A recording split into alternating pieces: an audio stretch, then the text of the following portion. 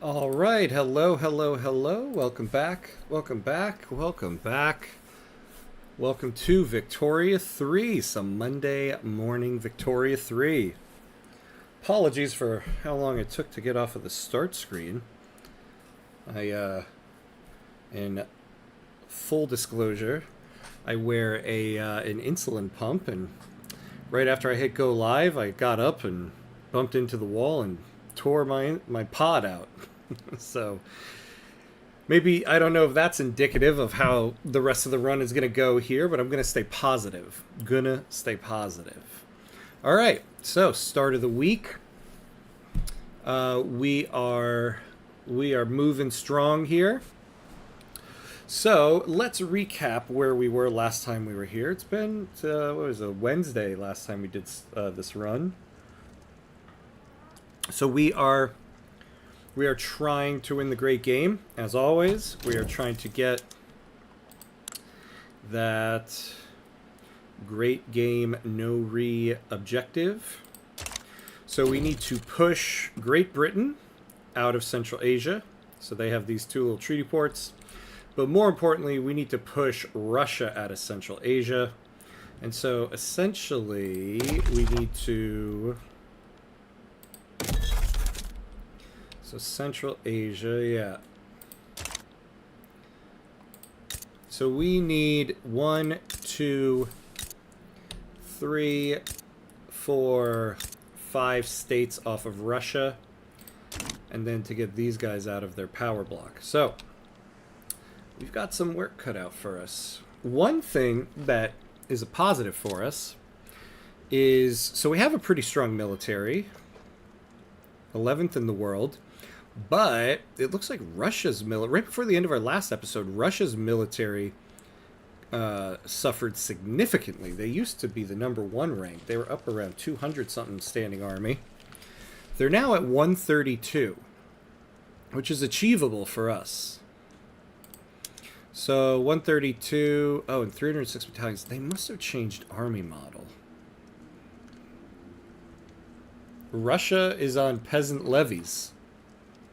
Don't quite know how that worked out. Look at that. They do have, though, the military company. We need to get something like that. But, all right. So we have a window of opportunity here. So we need to improve our military. We have the Metal Corporation and basically the Coal Corporation.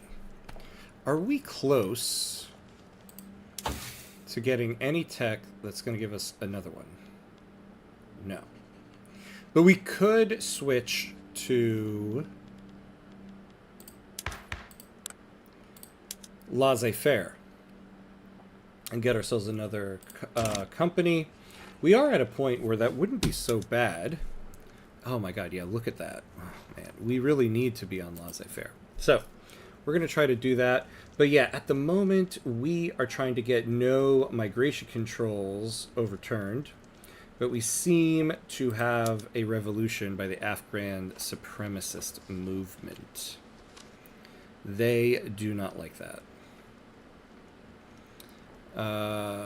They don't have a lot of support. So yeah, where is this? Okay. So basically, yeah, we could. Okay, so here's the problem. If this goes to an actual revolution, we could take this. The problem, though, is that we really do run the risk of Russia or Great Britain or anybody really joining on their side. Now we do need to fix the government here.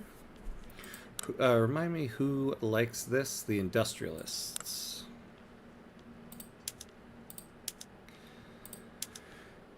Yeah, so we can't put these groups in because they want to join the Conservative Party. The petite bourgeoisie is in revolt.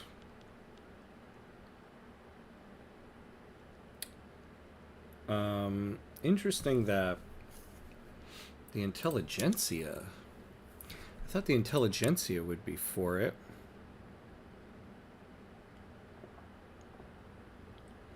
Let's take a look at them.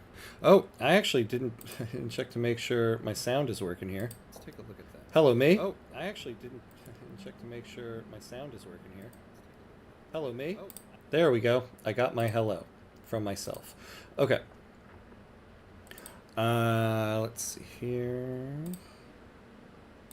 Let's see here. Yep, there I am. Okay, so what we need to do here is why is the intelligentsia not for this? What views do they have? They have protectionist, but that shouldn't. I should get the names of the law's branches. Migration. Yeah, that makes sense. What is it with them and migration?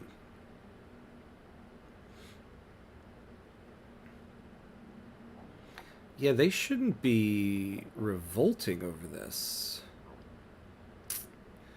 That is interesting. Unless they're angry about something else.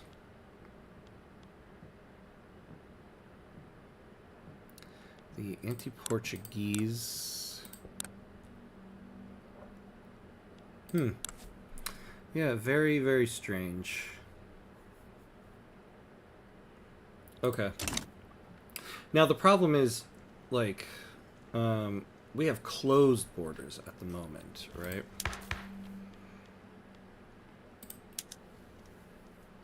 Oh no, okay. We have migration controls. We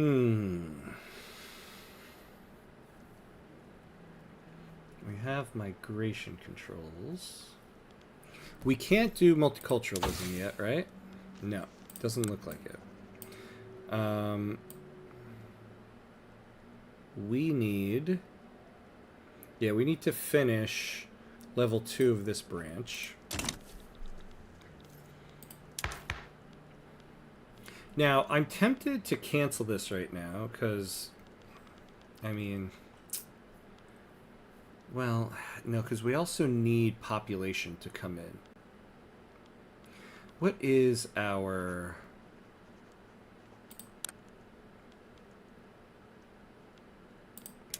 If we got rid of everybody... Oh, see, okay, so here's our problem. We do need to stop this, because we'll still have an illegitimate government. So let's cancel this. Let's let that cancel out. All right, what are we building? So we're building a bunch of coal in Persia, because Persia is our puppet, or tributary. Ooh, we do need to lower this, though.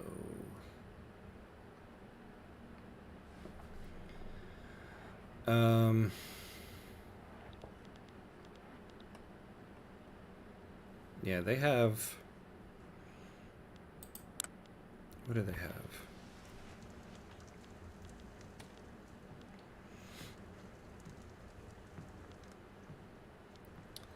The Persian National... Yeah, the Persian National Committee that doesn't like us.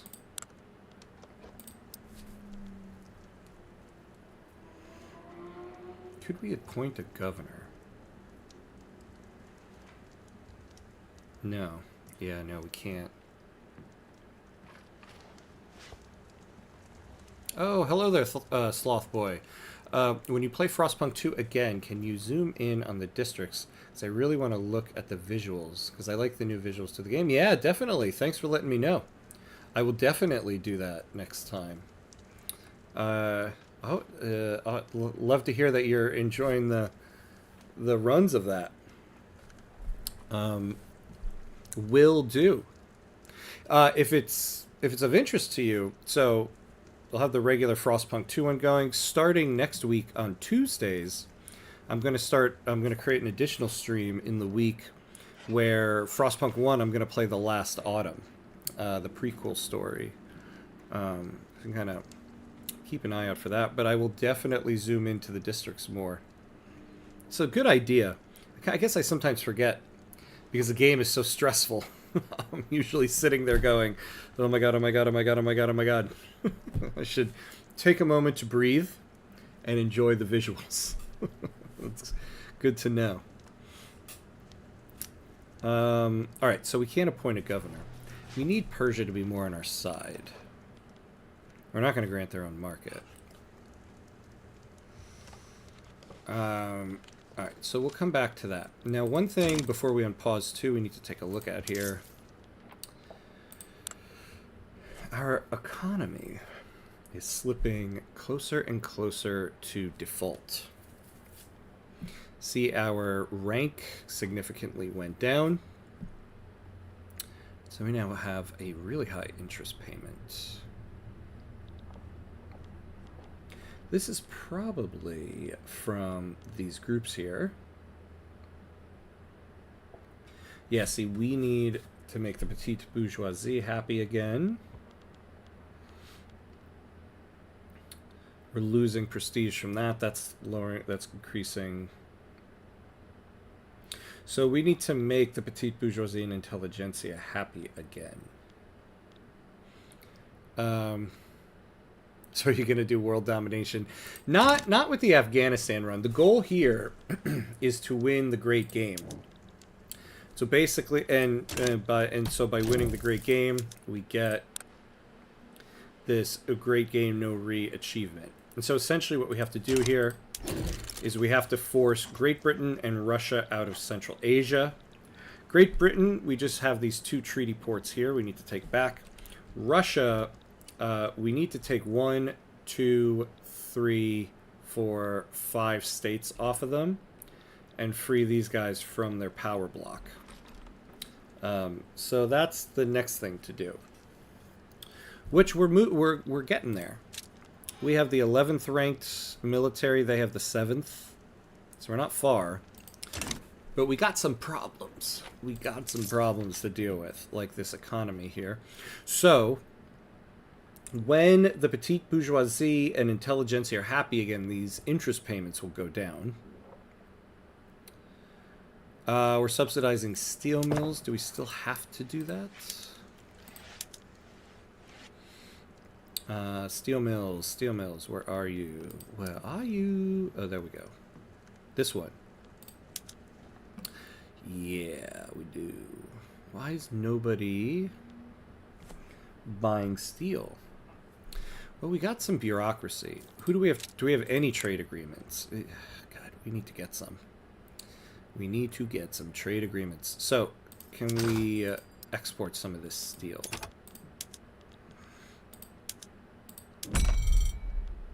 Yeah, to Britain. We can do that. And to the French. And to the Americans. And to the Portuguese. Let's do that. We do, though, have an issue with convoys. Are our ports all staffed up? They are. So, let's build us some ports. Ooh, Sind needs some infrastructure. How much infrastructure does this take? 2. Well, so let's build 1 more in Baluchistan, and then we'll figure out, is there a railroad in Sind? Not doing its thing. Well, we can, it's interesting that it takes 2 infrastructure, but adds 5, so let's build another one there.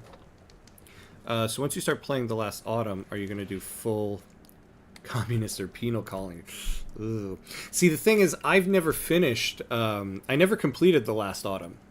So I actually don't know where it goes, which is why I want to stream it, because I never finished it. But full communist or penal colony, I guess full communist.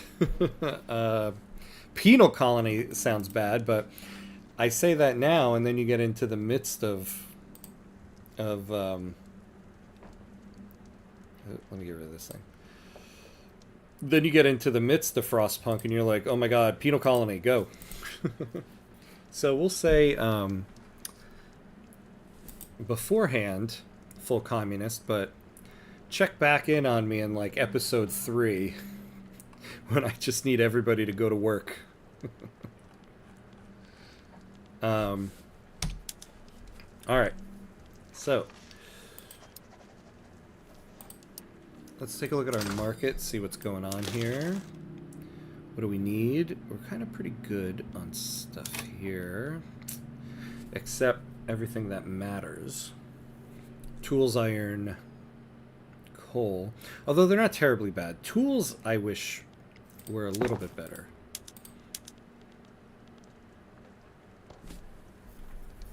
Yeah, steel isn't even fully hired here. So tools could hire up a little bit more. So there is that.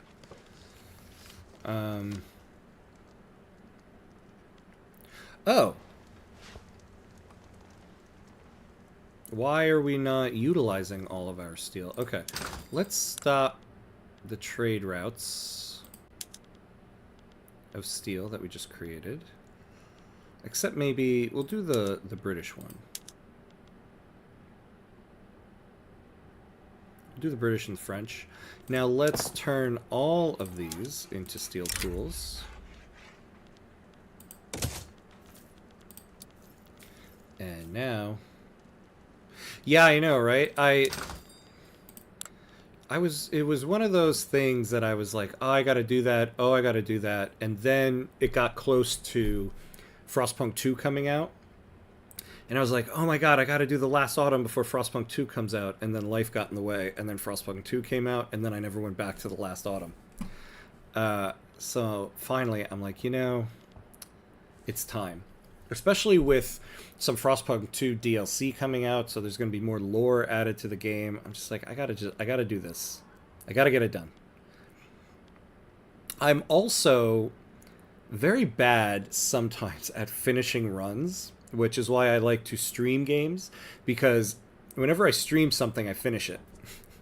So if I'm ever like, I really want to finish or complete this one thing, I'm going to stream it, because then it'll force me to finish it. Like Victoria 3, before I started streaming, I was notorious for just getting tired of a run, be like, ugh, I'm done with this run, and then never go back to it. And I would always get annoyed at myself, because I'm like, what's the point if you don't actually see it through? And so now I always complete these. So tools are good. Tools are good now. I'll say this, last autumn will put you into a false sense of security. Ugh. Oh no. I'm very susceptible to false senses of security. That's what I love about Frostpunk, is that the first and second one, sometimes you feel like, oh my god, I've got everything under control. I think I'm good. And now I know enough that if you ever feel good, like if you ever feel like you're on top of things in Frostpunk, you know you're neglecting something, because it's about to all go to shit. I would say that's the case for Victoria 3 here when you're playing a small country. When you're playing one of the great powers, there's a lot of times where you're kind of fine. When you're playing as a small country, we can unpause now. If you ever feel like you're okay, that's when you get the notification, diplomatic play against you by Great Britain. So there's that problem. Let's see here.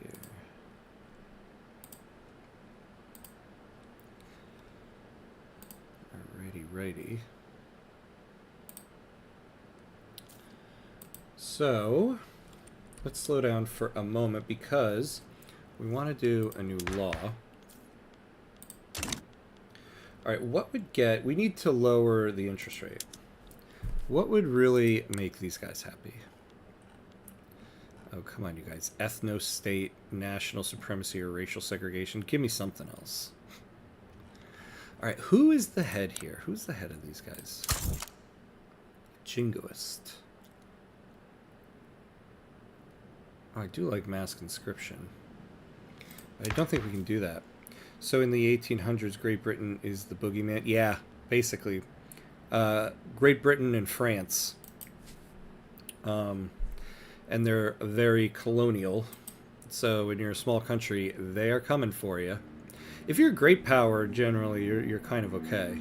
But man, if you are anybody in Africa, After about 30 years, either Great Britain or France is coming for you. Oh, yeah, let's reform this government. Oh, well, let's put them in government. That'll make them happy. Yeah, let's see here. Alright. Good middle managers. Maybe that's what's so satisfying about playing Frostpunk 1. It's the 1800s, and finally somebody is overtaking Great Britain, which is nature and the frost. We need to get to 10. Do we have somebody? A positivist. Well, I do like this stuff. Can we make this guy the head? No, acceptance is bad.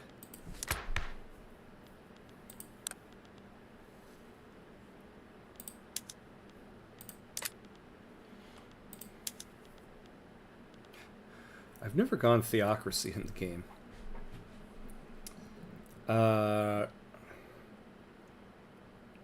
Yeah, it'll make the Sunni and Lama pretty powerful. So we'll keep our same level of authority. Plus 20 legitimacy. Legitimacy penalty. Political strength of aristocrats. I have a theory that the one DLC for Frostpunk 2 is something politics. Ah, yeah. Oh, so you think they're going to do like a rework to the politics system? That would be kind of cool. I really like their politics system in that game. The whole like having to negotiate with different factions and stuff like that. But since they just released a big update to the heat system, I think you're right. It would make sense that next they would tackle the political stuff.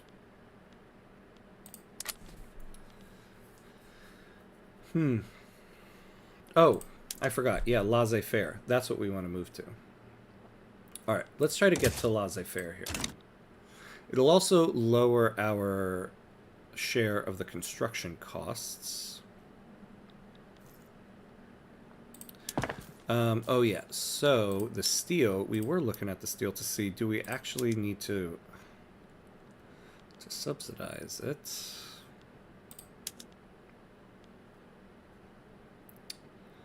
Does Kabulistan have workers? They have a little bit. So how many more workers will this take? It'll take 6,000. Well, let's do it. And we can stop subsidizing. It'll now be profitable. But it is going to take more of our workforce. But we'll get to that. Okay. Oh yeah, that's true though. So laissez-faire is not something that makes the petite bourgeoisie happy. I wonder if we can exile that guy and get someone. Is there anybody out there for us? Not really.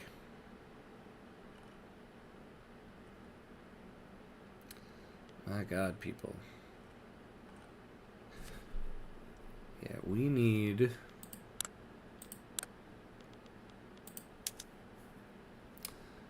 We could use some... Well, no, see, okay, I forgot. The problem we're in right now with getting off of state religion is that the Sindhi have very low acceptance, but the vast majority of them are Sunni, and so the Sindhi Sunni are actually getting a lot of acceptance from the state religion. So if we change it, that's just going to lower the acceptance of all these people in our state here. So we kind of need... we're in a weird situation I've never had before. We actually kind of need the state religion. Man, next month, Death Stranding 2 and maybe Frostpunk 2 on console. Going to be a busy week. Yes, and next month, Chambers of Commerce DLC for Victoria 3 here. where basically the entire game is changing. It's going to be like the biggest update they've ever released, at least in my opinion. So yeah, there's that. Yeah, Death Stranding 2 is going to be huge. Frostpunk 2 on console. Also, the first DLC, on the roadmap, it still says summer. Technically, you know, June is finally the summer, so we're either maybe going to get the Frostpunk 2 DLC or at least an announcement on when the next date is. Hopefully.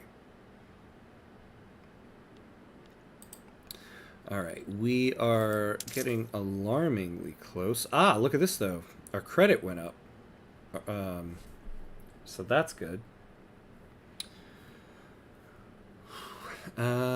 So, I mean, well, GDP was going up, took a dive, and now coming back down. Let's speed this up here. So we'll get all these coal mines done. Cheaper coal will be beneficial to us. I also kind of feel like we're not getting much off of that. What is our private sector doing here?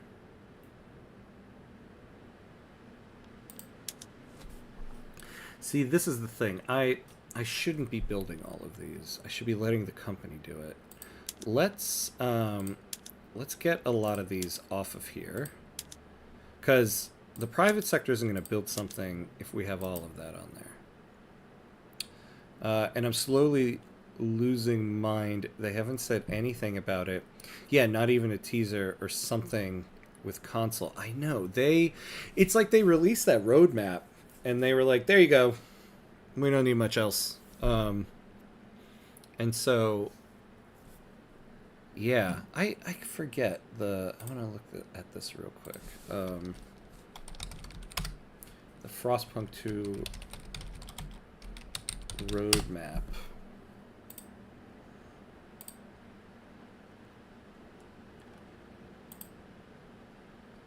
Yeah. Oh, wait, no, this is an old one.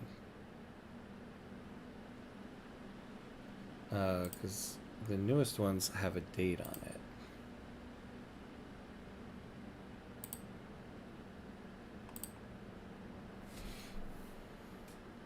Oh, no, I forgot. I was wrong. Console launch is summer 2025. The Spectrum DLC just says autumn. Yeah, so we're not going to get that. This summer. But yeah, the console's launch, it should be soon. If it says summer, you would imagine it should be, yeah, next month or something. Alright, postal savings is good.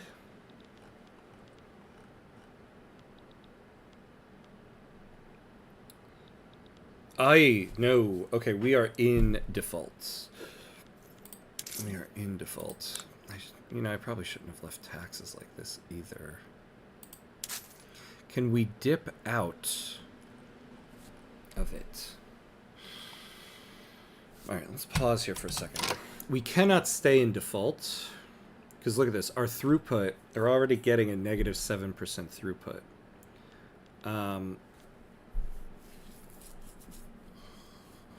We could declare bankruptcy.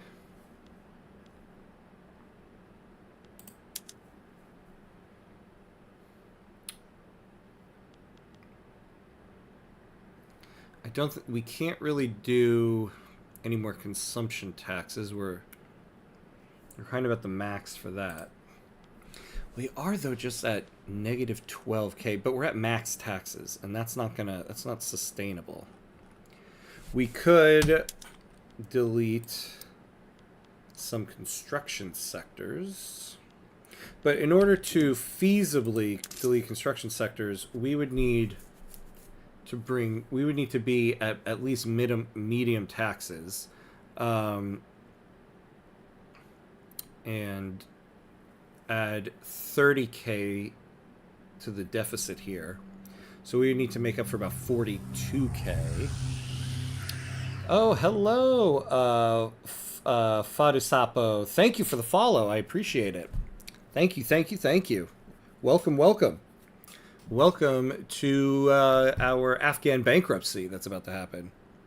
Uh, oh, Slothboy loving the gameplay and understanding nothing about it. Yeah, that's just how it works in Victoria 3. No, no, no. I mean, yeah, it is. It's a very complex game here, but we're working through it. We're working through it. Fadu Sapa, how you doing? I'm doing good. I'm doing good. Um, our budget has seen better days in the game, so our budget's not doing so well. We're probably about to declare bankruptcy, but I just want to explore some options here before we do it. How are you doing? How are you? If we got rid of any construction sectors, you know, does the one in Merv make any sense? No, but look at these in Quetta. Let's see.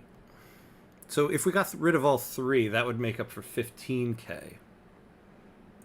I'm good, thanks. Can I ask you to explain something to me? I'm new and still trying to figure out stuff. Yeah, absolutely.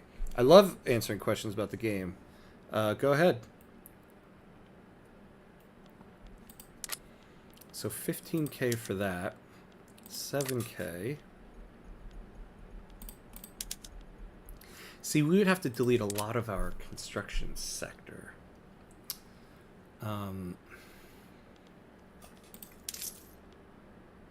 We could do this. Let's take a save. I don't want to delete a bunch of sectors, and then it doesn't really work.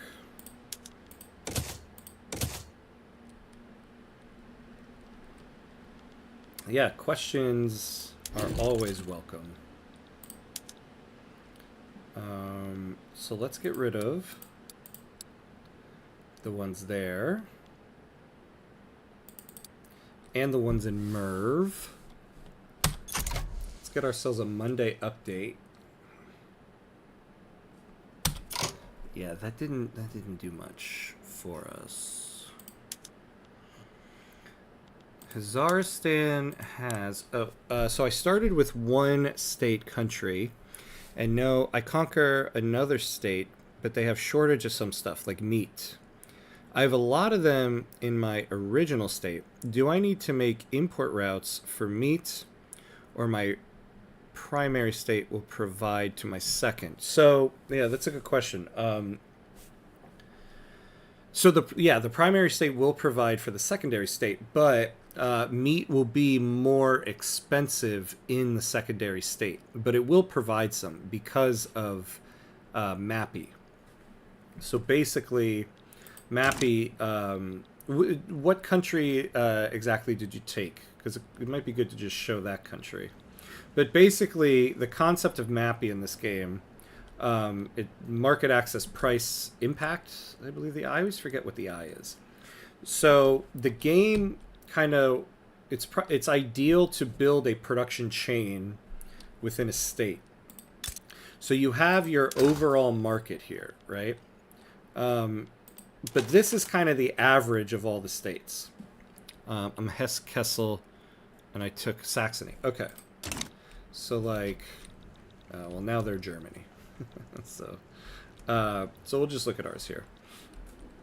So when you build something in one state, you see you have the local prices here. This is the actual price that you're paying for a good. Yeah, you're in the Prussian market. Yeah, exactly, right? So you'll see here in Hazaristan, we produce 43 tools. So when you look at the local price of tools here, we have 43 that we're selling, 59 buy orders, and so in Hazaristan, this is the actual price that a building will pay for tools, this plus 16. When you're looking at your overall market, this is kind of like the average of everything in the market. So you can see here the price in the overall market is better because there are some states that have an abundance of tools. So for example, where do we not have tools? Southern Turkestan. So we're not building any tools in Southern Turkestan, right? So the local price of tools here is plus 26. So we have tools provided for the state, but it's expensive because they're not making it themselves. Yeah, yeah. So okay, yeah, because you're in the Prussian market. Well, that's it. That's what makes pricing things out when you're in somebody else's market a little difficult. But here's the thing. Let's look at Persia, because Persia's in my market, right? You have access to everything in the Prussian market. So let's just pretend this wasn't the German Empire, it was Prussia, and you were independent. Like, let's say you're not producing dyes in your country, but you're in the Prussian market. You have access to dyes. Now, they are probably going to be a little more expensive because you're not producing them, but you have access to it. So when you want prices to be cheaper, you want to build the whole production chain within a single state. And so I think a good example is always the construction sector, right? So we'll take Hazaristan here. Hazaristan, the construction sector needs iron, wood, fabric, tools. So the reason why I chose Hazaristan is because they have iron, and they have wood, and they have fabric. So I can build the entire production chain for the construction sector in Hazaristan, and it'll make it cheaper. Whereas if I had a state that didn't have iron, it's not a good place to build the construction sector because the iron is always going to be a little bit more expensive. So for your question, let me remind you, so you are Hesse-Kassel and you took Saxony. So Saxony will have access to meat because Hesse-Kassel is producing it, but it will be a little bit more expensive. So if you want meat to be if you want meat to be cheaper, you should produce it in Saxony. If you just need Saxony to have access to meat, then yeah, the meat being produced in Hesse-Kassel, Saxony will have access to that. And then what about opium? So yeah, well, I have opium here, but let's say, I don't know, let's say I suddenly took over Oman, who doesn't have it, right? Yeah, if Oman was suddenly in my market, Oman would have access to opium because I'm producing opium in my market. Yeah, just need to make a bit, not to be cheap. Thanks for the answer. Yeah, of course, no problem. Yeah, that's basically Mappy right there. That whole issue of the game. Now, another thing to look at, this is going more towards the price of it. I know, and your question is more just them having access. So they'll have access. If you want to see, let's take a look at a state. Oh, well, let's Southern Turkestan and tools. So Southern Turkestan has access to tools. If you click, when you're in the local market, if you click on the good, you can see their price share. You want this number to be as high as possible because it means they'll have more access to other states' goods. Right now, my mapping is pretty bad here, and that's mainly because what's happening here? See, they only have 75% access to the Afghan market, and that's because I'm over my infrastructure, and I need to fix that. And mainly I fix that with railroads. Now that I'm looking at it, let's subsidize the railroad. If this gets fully hired, I'll create more infrastructure and fix that. One thing that makes me a bit struggling is when I use routes, it doesn't appear in regional prices. That's a bummer because sometimes I over import because I have to do the math manually. Yeah, the current state of trade is kind of weird. When you get an import route, it'll go to your market, But yeah, the local price of it is kind of hard to determine. So you have the trade centers here. And so you can see we're exporting steel from this state. But in the current system, you don't really get to select where a trade route is going in and out of. When the next update comes out on June 17th, all of this is going to change, and you will have more direct access over that. And so basically, the trade center will now be a building that you build, and you can create, and your private sector will create import and export routes, and it will basically, like let's say we were importing oil into our Kabulistan trade center, that oil would now get counted in the local prices of Kabulistan, making it cheaper. That's what the new update is going to do that comes out next month. So, along with a ton of other things, it's going to change trade. But in the current version right now, yeah, the local price of a good that's being imported is kind of a weird thing. Yeah, that's going to be incredibly useful. Oh my god, it's going to be great. I have a video on my YouTube channel where I broke down, did a short recap of the dev diary where they talked about this. It's called, I forgot the number, like 143, I think. But it's one called The World Market. You can look at that video, and it kind of breaks down everything they're going to do for the trade system. And it's fantastic. It's just going to fundamentally change the entire system of trade. And I cannot wait. That's actually the thing I'm like, I would say the most excited for this summer is this new trade system. I'm loving to learn this game already. Oh, awesome. Yeah. Yeah, I'll answer any questions you have. I love talking about this game. Because I don't have anybody in my life who plays this game. So I have no one to talk to about this game. Which is why I like streaming it. Because then I can actually talk to people about it.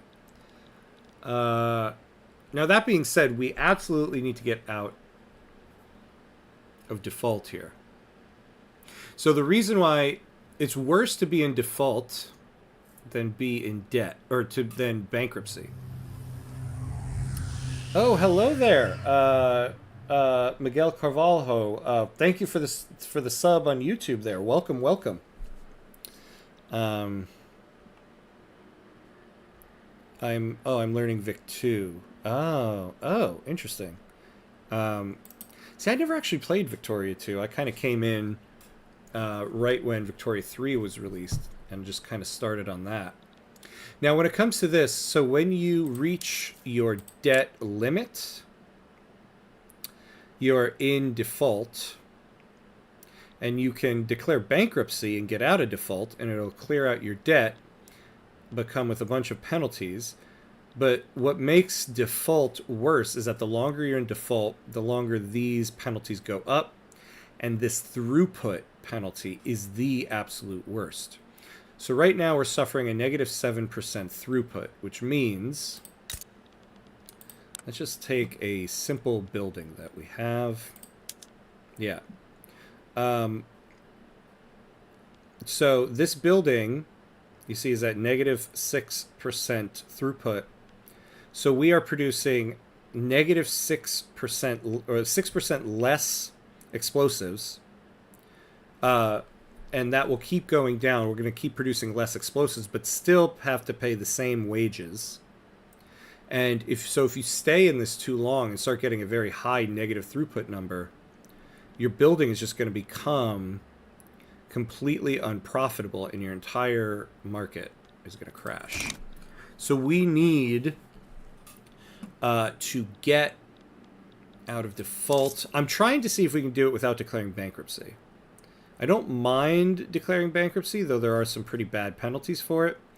But you're only in bankruptcy for 10 years, and all these penalties scale down over that 10 years. I don't know if there's anything else we can really do. Now, if we dip out of default for even a second, these penalties go away, and then if we go back into default, they start over. So, we have 17K of unrealized taxes, but this is largely from turmoil, which we're not going to be able to fix. Yes, Sind is going to have turmoil until we get multiculturalism, so we can't really fix that. The rest of those guys, though, this isn't really something to hold on to, though, because over the time it'll take, our throughput bonuses will just dwindle.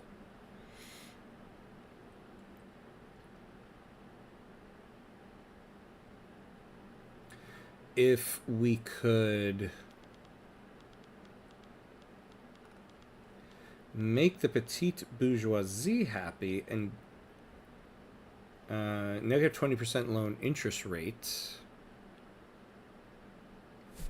What's so 10% of that 90K interest is not, so 18K. That would get us close.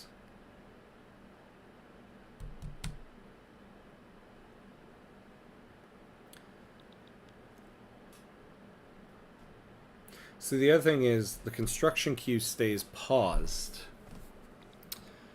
while you are in default. We're on a long pause in the game here because this is kind of a pivotal moment here. What do we do? I mean, I say it's a pivotal moment. I feel like it's kind of a easy decision to make. We can't stay in default. I think we're going to have to declare bankruptcy. All right, let's do it and get this over with. All right. So, essentially what happened here is our debt was wiped away, but also now, because you're borrowing from your buildings here, the reserves of every building went away. Now, they'll build up because the buildings can still stay profitable. Are you able to get Maxim's machine gun? What is that? I'm not sure what that is. Oh, sorry, Fadasapo, I missed your comment there. It's my second save in the game. My PIB already got from 200K to 4 million. Oh, your population. Oh, wow. That's a steep increase. That's great, because that means you got more workers. Like I always say, your most valuable resource in this game are people. Oh, the first ever machine gun was invented in 1895. Well, you don't get to do specific goods like that. You can get upgrades to like the arms industry, but they don't tell you what specific types of guns they're making. Oh no, I meant PIB. I don't know if that's the name in English. Is it GDP? Like this one here? Is that the number you're referring to? The money. Ah, yes. Okay. The GDP, yeah. Ooh, nice. You went from 200K to 4 million. See, that's a nice increase right there. That's an excellent one. Well done. Well played, sir. In 30 years. Okay. That's a good start. 200K to 4 million. I mean, that's like a... I can't do that percentage in my head, but that's real good. So we are in bankruptcy. So let's make sure. Let's give our people... Yeah, so now we have a massive interest rate. So we cannot dip into debt. So we are going to try to build up our reserves a little bit.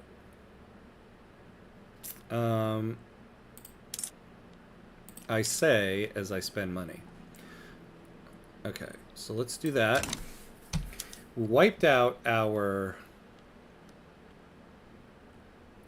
Oh, yeah. Well, I got rid of those Quetta... Whatever, those Quetta ones were expensive. So we have no more...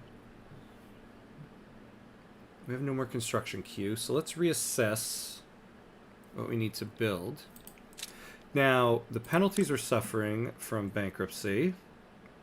So actually, yeah, we were talking about Mappy a second ago. So everything in our country now loses 10% of Mappy, which means everything is going to be a little bit more expensive that's not produced within a state. So this will go down each year. We lose a percentage, but right now, kind of bad. Our prestige is down. The interest rate. Now this, we absolutely cannot go to war anytime soon. That's going to be bad. Yeah, the penalties are huge. But again, these scale down over these 10 years. So all these numbers are going to start going down every year. Whereas when you're in default, they're scaling up. So what can we build to foster stuff?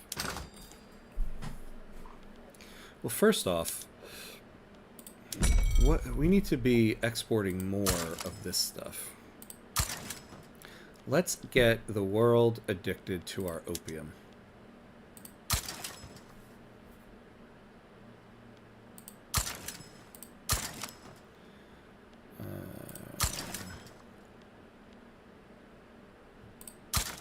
All right. What can we build here? Let's look at our construction sectors. So at the moment, okay, so yeah, well, wood is always a problem for us. Herat, everything's pretty cheap.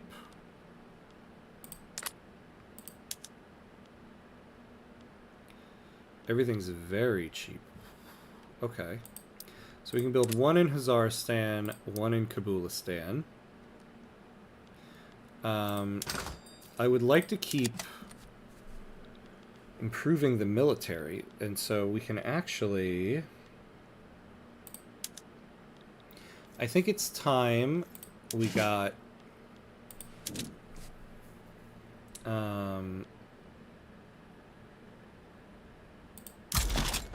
a second main army. Let's get a general, or two generals, really. I don't have a lot of woodland space.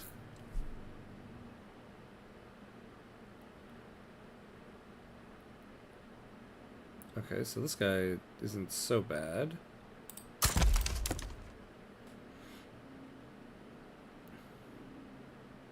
All right.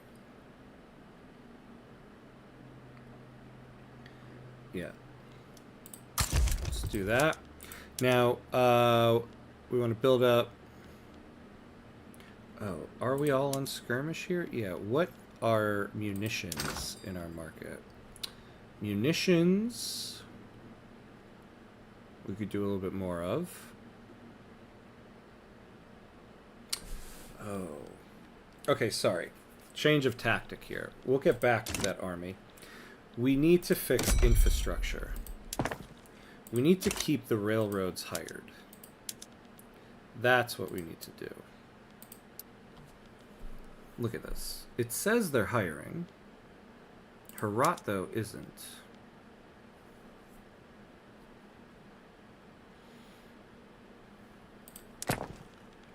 Alright. Let's temporarily subsidize everything. Let's unpause. See what happens. Yeah,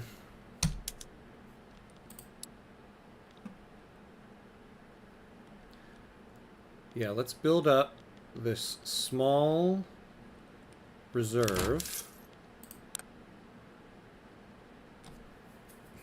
and then we'll turn the construction queue back on. What can happen about the 3 million radicals? Yeah, see, that's been an ongoing problem. So the radicals here, because we have so many radicals, we have turmoil in a lot of our states. And so when you look at unrealized taxes, we're suffering 19.5K of uncollected taxes. And that's what this tax waste is. So, for instance, now there's various reasons for this. In Sindh, we have 4,000 in taxes we're not collecting, but that's mainly because the majority of people in the state, 99% of them, have a very low acceptance.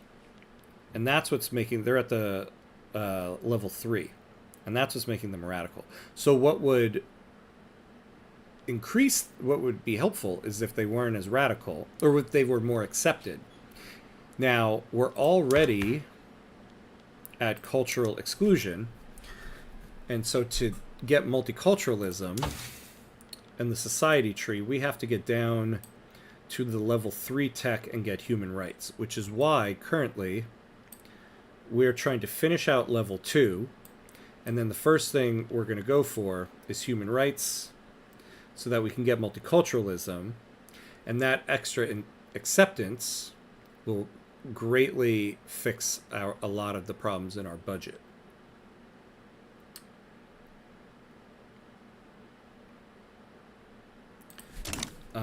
So that's what all of these radicals are doing to us right now.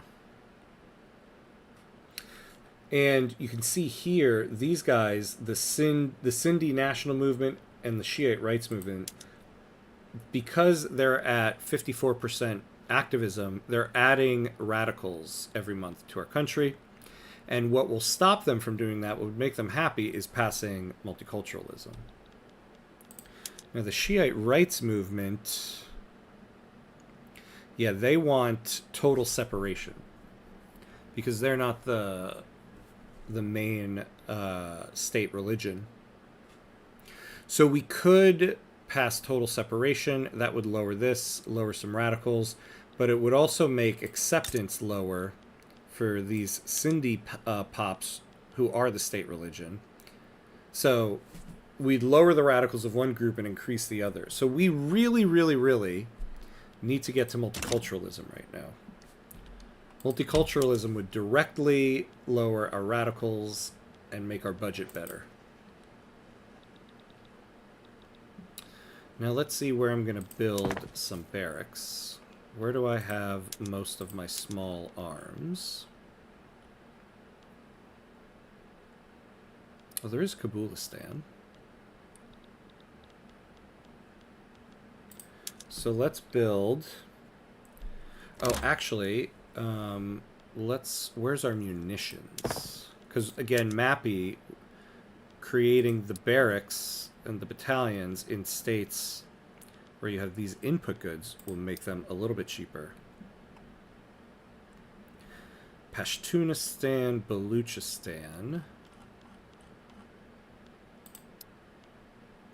So Pashtunistan and Baluchistan.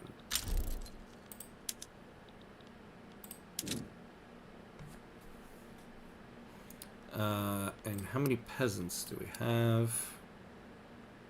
So we'll do one in Baluchistan.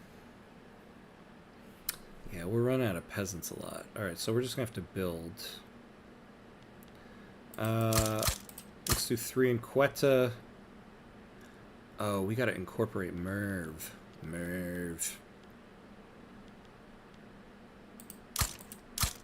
So we'll do 5 of that. And then the artillery. Where do we have the artillery? Yeah, Kabulistan has some. So let's do that in Kabulistan.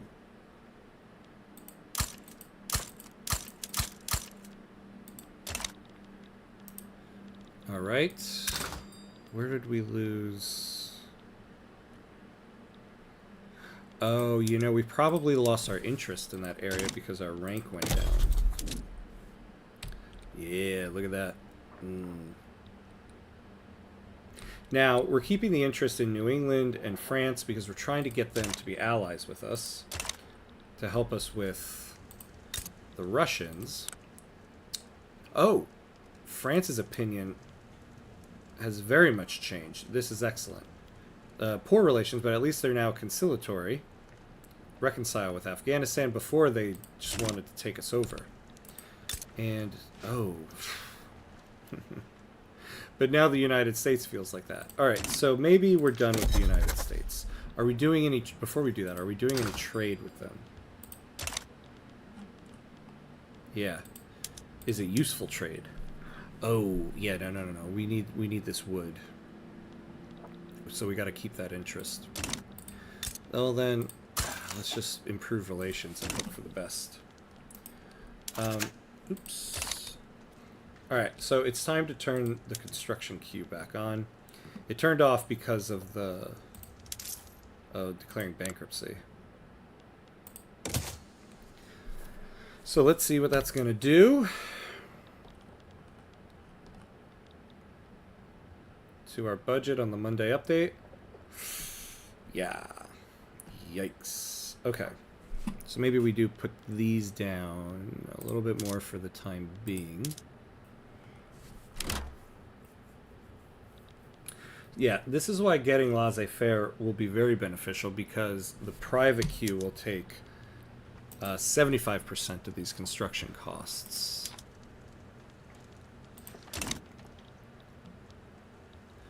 Can I do something about population? What do you mean, like increase population? Like you want to try to get more people? Oh, pollution. Oh, pollution. Yeah. Yeah. So pollution, yeah, isn't a great thing. Like, we don't have as much there. The more industry you have, the more pollution you'll have. So it affects mortality and standard of living a little bit. Ultimately, it's like you look here, so these are the buildings generating pollution. So you could cut back on industry, but then you're cutting back on industry. To be honest, I don't pay attention as much to pollution. Maybe I should, because yeah, look, it does hurt migration attraction and a little bit of standard of living. Now there is tech that will help it. I forget which one it is. No,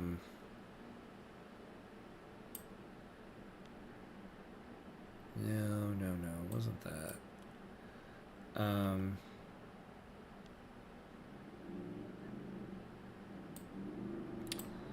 Yeah, I forget which one it is. There's something here that helps you with it.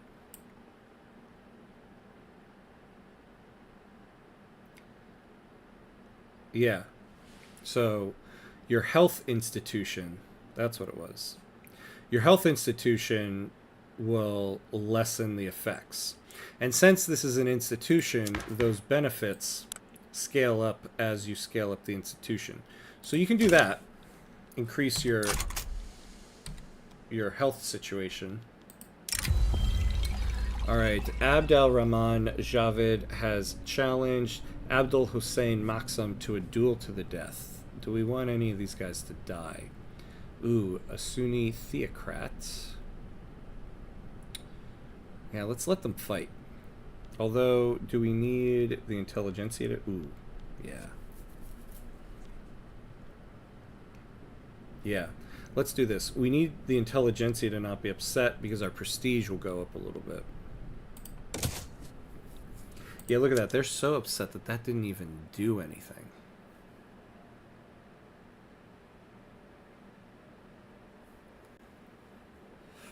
Alright. Oh my god, I forgot we're still in debt slavery. It's just been this has been a tricky run.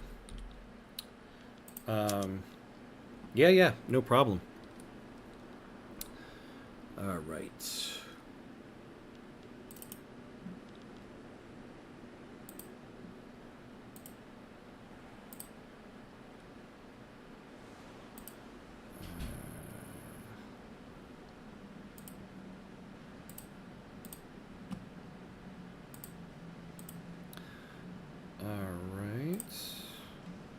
Oh, all right. We're about hour 15 in. All right, I'm going to take a very quick, very quick 30-second bathroom break, and I will be right back. 30 seconds.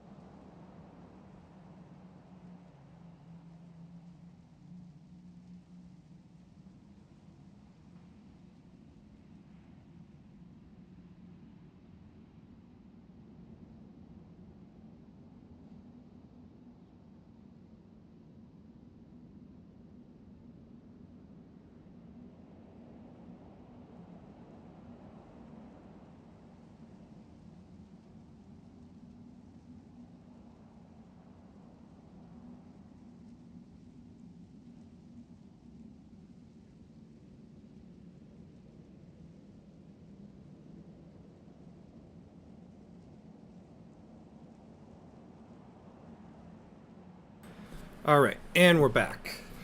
And we're back. All right. Yeah, right. Still in a bit of a tricky financial situation. We need to fix infrastructure. That is first and foremost. We can't afford any more hits to Mappy. So now everything is at full for these railroads. Let's slow down for a second here because we need to look at this. So Herat still has infrastructure problems. So you know that is a railroad. That is where we need another railroad. Now, generally, I didn't do these because we don't have a lot of wood. But it will really increase that. What is wood in our market here? Yeah, it's going to add in a lot. Actually, wait, what about... I forgot about Persia. Oh, yeah. Okay. Oops. Why did I do that? So let's add some Persian wood to our market here.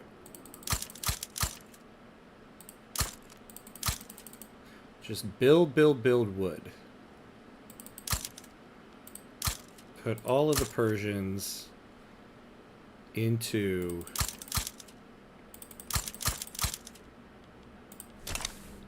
those logging camps. And actually, let's build all of these first.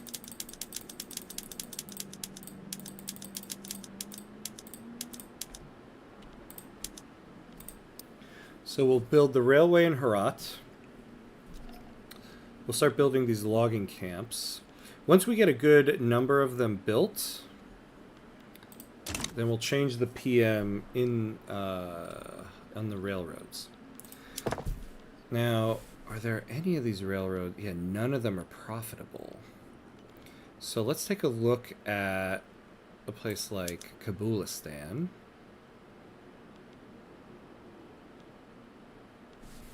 So yeah, why would this not be profitable? I suppose, yeah, the wages are high. Because the price here...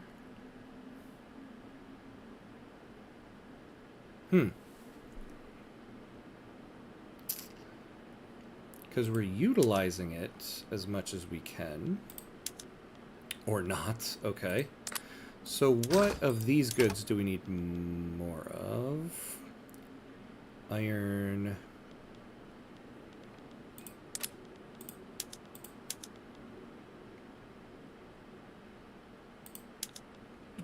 So we'll do that. What did that do for the railroad here? Yeah, it's now like super expensive.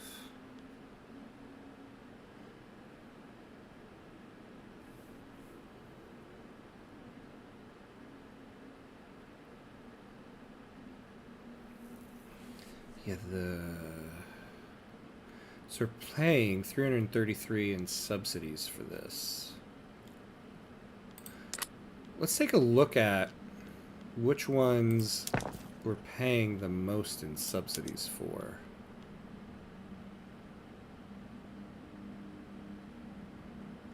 Well, we're not paying anything for that.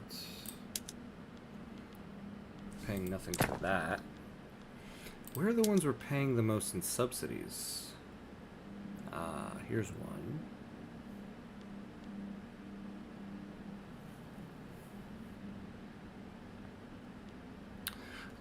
Okay, Hazaristan, we are not utilizing the railroad enough.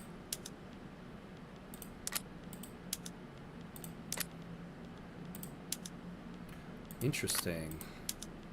Oh yeah, we don't use it for that.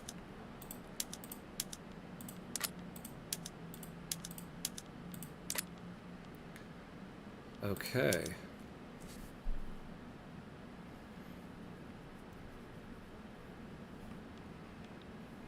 How much total in these subsidies? Yeah, we're paying like 6K. All right, so we're gonna keep going down this line because we've got to fix this. Kabulistan we looked at. Herat we're good. Quetta. So Quetta needs to utilize it more. I thought I had done all this already. I guess I didn't do it enough for the agricultural stuff.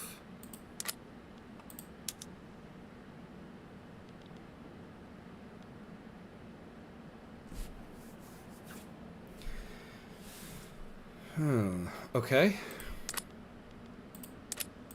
Now this isn't really improving things per se.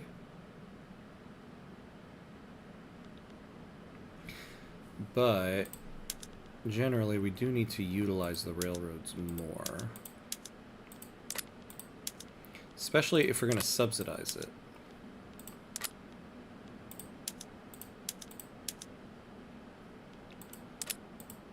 Okay.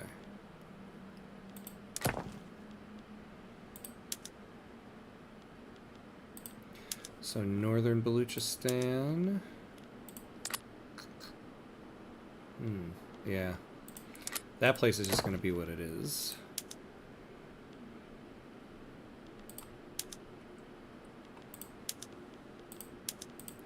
Definitely want to get just as much iron in the market that we can.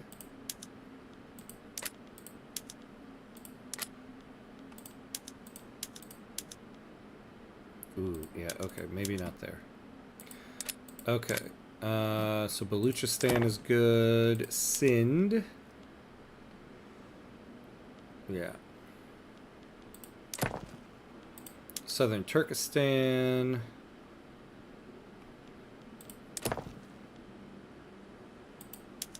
Uzbekia. Yeah, we have no control over this. Alright. So, yeah. The subsidies are still going to stay, though, because we got to fix wages. In the midst of the debate surrounding laissez-faire, one of the country's leading playwrights strongly associated with the landowners has staged a widely acclaimed play whose politically laden theme makes no secret of the author's desire for the law to be passed. Oh, yeah. But we do want this to pass. Now, I guess what we could do instead of all that is raise government wages. So let's see if the subsidies go down a little bit over time.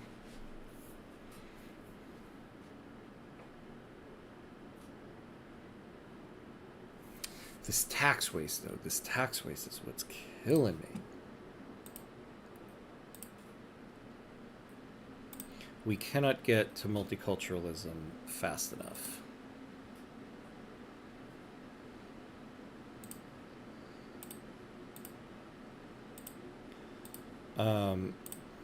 And all the while, Russia is like on the verge of the great game here. What do we have unpinned? The philosophy department, yeah. Okay.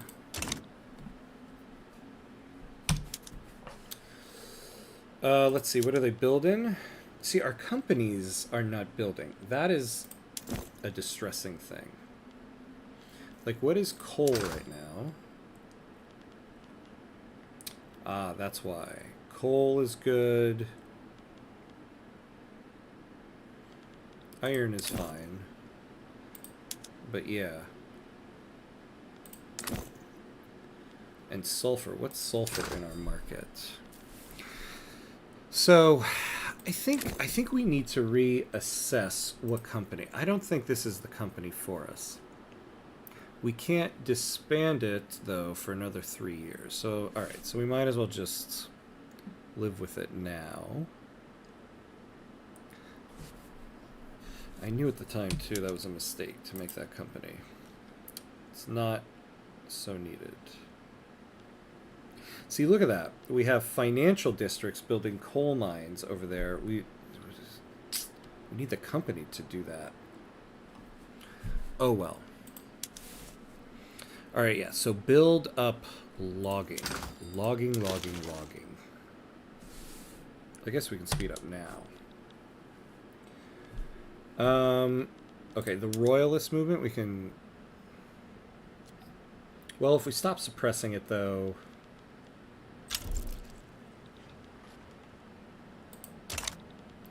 We're gonna lose that. Yeah, let's stop suppressing anyway, because we'll get enactment time.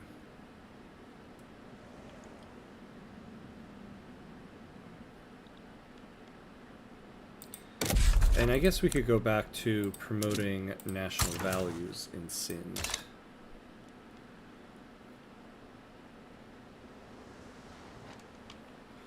Oh, yeah. Now... a tax on clothes is also creating radicals. Transportation would be a good one, but that's going to be a big hit to the budget. We're basically going to add 6K.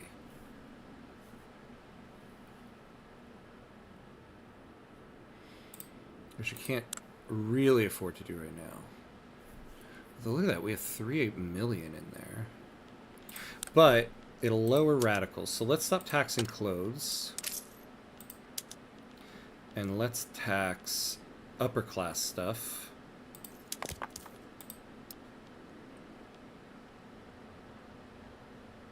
Yeah, like transportation is the thing. Now, 6K from opium. So I'll add another 5K if we do it to this. How much opium is everybody buying? The lower classes are buying quite a bit of it.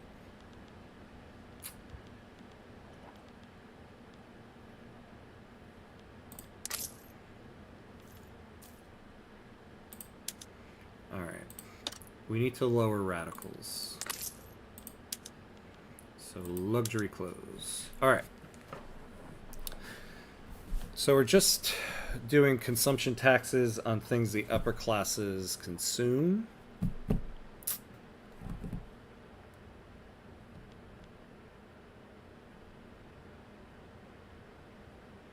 Yeah, raising the government wages did not really lower those subsidies at all. But once we get on laissez-faire, hopefully this number starts going up. We start gaining some GDP. I don't know how you can handle 4 million. I have around 150k since I conquest the other state, and I'm freaking out. Yeah, I know. I mean, it's one of those things where it is what it is. Oh yeah, I forgot. Yeah. We also have a lot because of bankruptcy, but we had a lot before the bankruptcy. Yeah, it's one of those things where it is what it is. A lot of times, radicals comes down a lot to the acceptance of your people, and when you look at our cultures, and let's sort it by amount of people. So our primary culture, that's good, but Sindhi, look at that. Like, the second highest cultural group are the Sindhi people. Although the Pashtun have a lot of cultural turmoil. But you look at that, like, that's the biggest problem, is the acceptance of the Sindhi people. And there's nothing we can do about it until we get, oh good, to human rights. Now, it's not actually going to take 13 to 14 years because this is factoring in the ahead of time penalty. Where is it?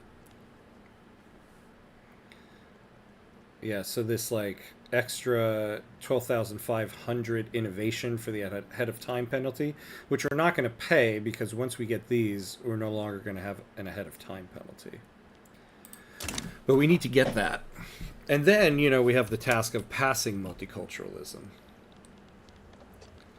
But this Sindhi national movement will help us. They're going to add a plus 9% success chance to that.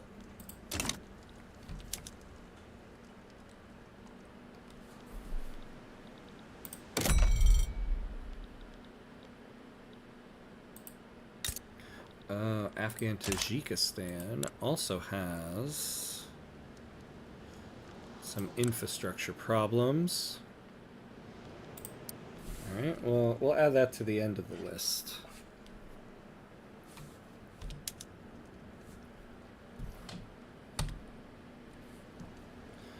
All right.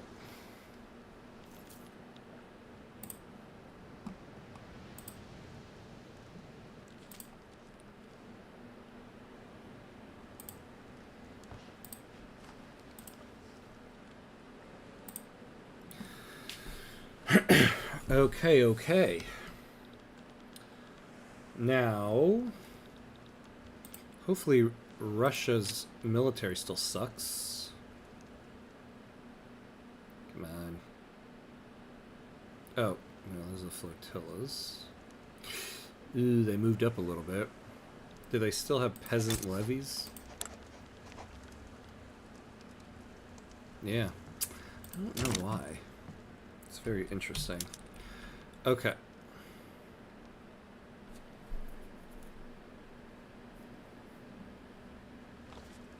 So we're waiting for December 27th. So when we're done with laissez-faire,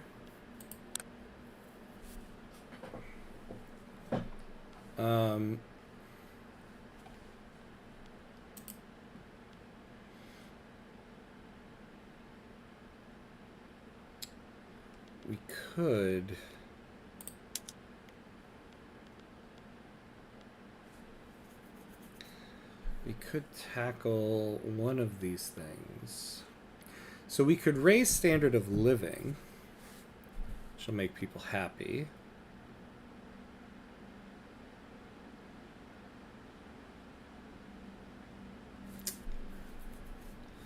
Public health insurance is always a nice one because it adds to your standard of living. But also, a school system would be helpful.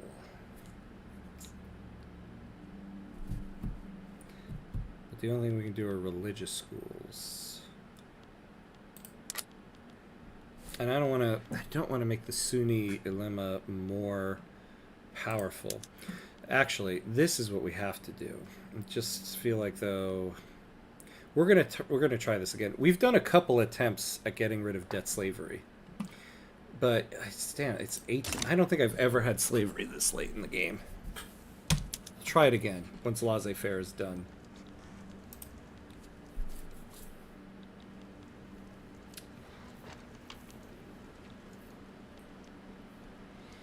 All right.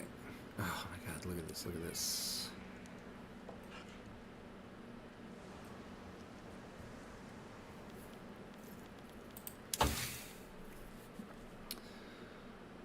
Yeah, I guess passing schools would be helpful. We're gonna do debt slavery, and if that fails, then we're gonna move on to schools. We'll do the religious schools. We need it. A factory in southern Turkestan has been rocked by a tremendous boiler explosion, with dozens dead or injured. The story of this tragedy has quickly become a national event. Alright, so we can make the industrialists a little happier.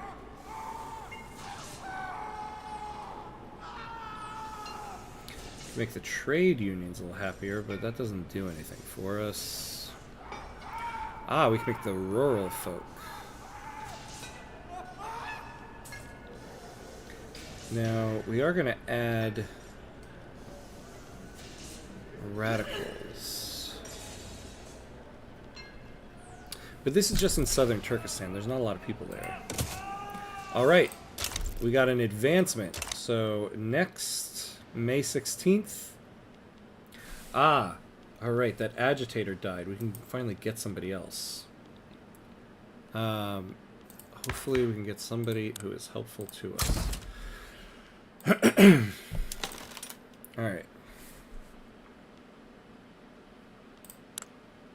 So if we could get a useful petite bourgeoisie, or somebody in the Sunni ulema. So what do we got? Ooh, yes, a Sunni ulema abolitionist. That's going to help us with slavery. A Republican, ooh, this guy would be good too. Get off of monarchy. So first things first, yeah, we're going to get this guy, Jafar Raja Ahmad. Demagogue. So he is going to bring a lot of people over to the Sunni. Okay. Nope. We're going to get you, buddy. Alright. Now let's start... It'd be nice if we could start suppressing the pro-slavery movement now. So let's stop promoting national values. And let's start suppressing the pro-slavery movement. Get a head start on that. The modernization movement is at protesting.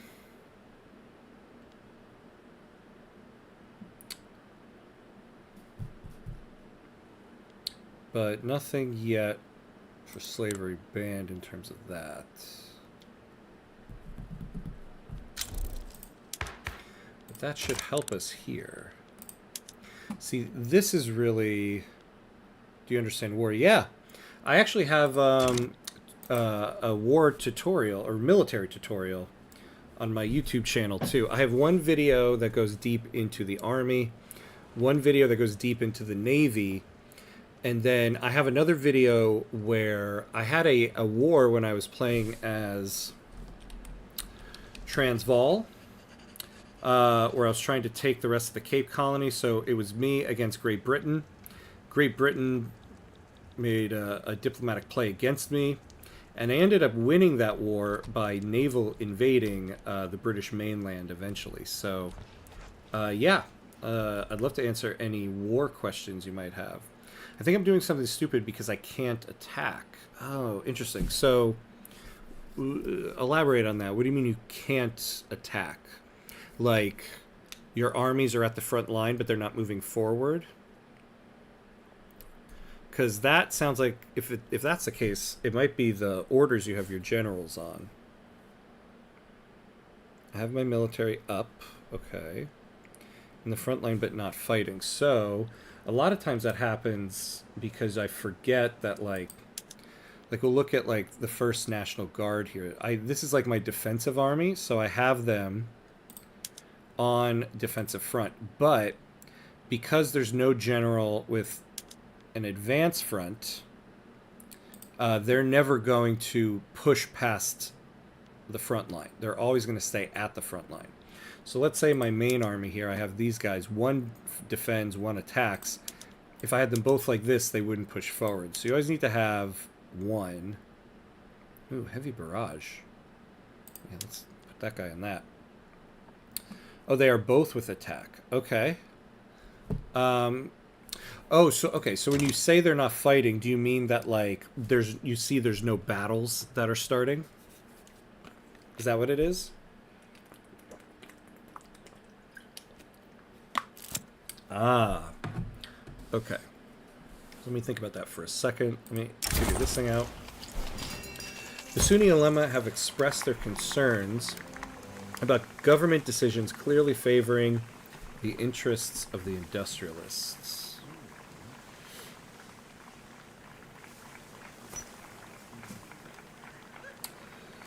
Alright,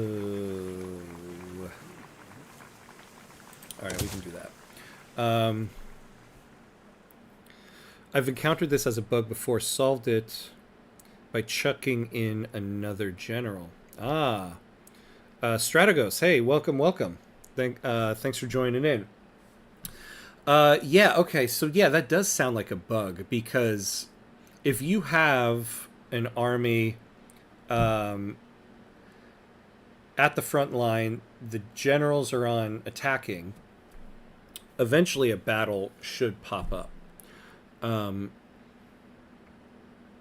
I'm assuming the opposition has an army on that line as well. So that's interesting. Okay, so throw another general in there, and that will probably solve that.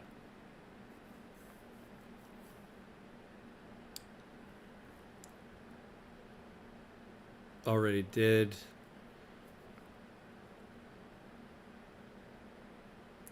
What else would cause that? Another thing you could check is when you look at the army. Nice. We'll use that later.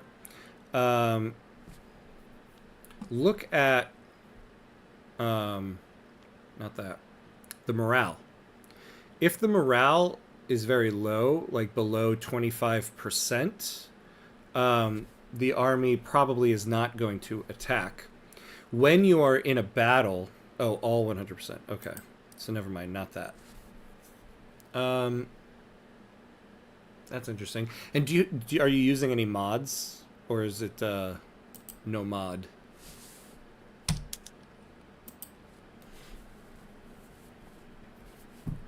Let's see, is logging going up here? No mods, no. Yeah, I would try reloading to the first stage, because if you have the armies on the front line, the generals are at attack, even if there's nobody in opposition, they should be pushing past that line. and everything's at 100%. So I take it you mean 2 organization, because organization and morale might have something to do with that. Just curious, how come you had the national values decree in Sind? I thought assimilation only occurred for pops outside of their cultural homelands. Yeah, it was. I only had it for. Well, that's for culture. I was hoping to get. Jeez, why can't I click anything? Conversion. So right now, my problem with Sind is I have very low. The vast majority of them are Sindhi, so they have very low acceptance. But the one saving grace I have is that the vast majority of them are Sunni, which is the state religion. So any Sindhi who's not Sunni can. Where do we have some? Oh boy, there's a lot of you. Yeah, like the Hindu ones are at level 1. If they could convert to Sunni, that would help a little bit. I'm not expecting much from it, but it was one of those things I was like, I might as well put it if I have the authority. So really what I'm waiting for right now is we got to get to human rights so I can get multiculturalism. Because I'm basically have all of this unrealized taxes from mostly radicalism, and I think most of the radicalism is from acceptance. So we're having some acceptance problems. Oh, let's go here. What are we waiting for? May 22nd. Oh, you know, I haven't looked at tech spread in a little bit. What are we spreading? Rubber, quinine. Oh, hey, quinine, that's good. And enlistment offices, actually, is very helpful. Because we are going to try to go for mass conscription once we get this.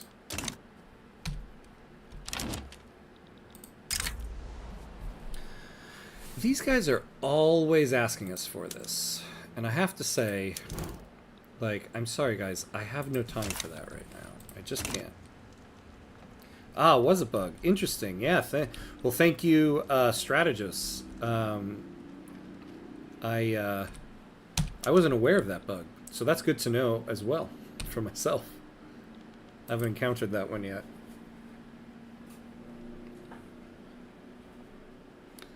The war was like 4 seconds. Yeah, amazing what'll happen in a war once the army starts attacking. But that's Victoria 3 for you. It takes a village to understand the game. All right.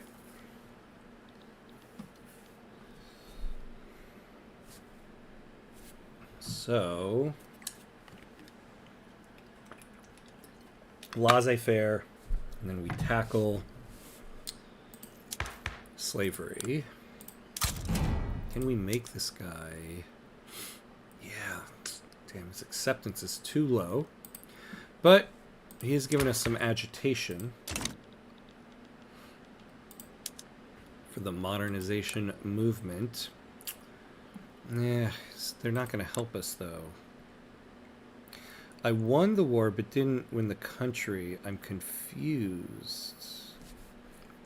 Well, what were the war goals you had set?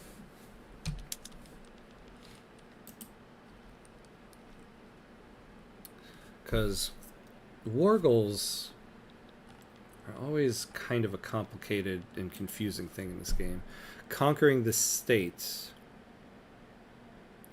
So your war goal was to conquer the state. You won the war, but it didn't give you the state. Oh, we got a stall. Damn. Okay, October 16th.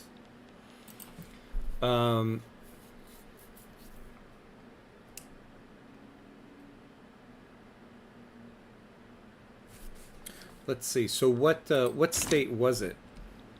So you're Hesse Kessel. Reload again to see if I did something wrong. But no, the goal is that. And does it, on the war goal, it has your flag next to it? Here we go. What was it?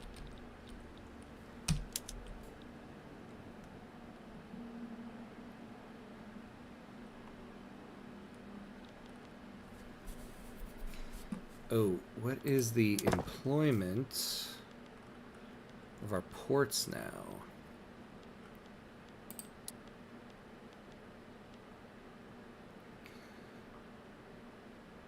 Oh, yeah, okay. Yeah, it was a split state. Yeah, so it got incorporated into the other state. There you go.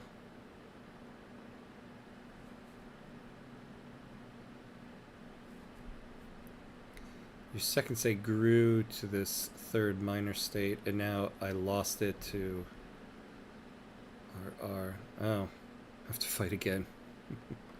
Oh no. Here we go.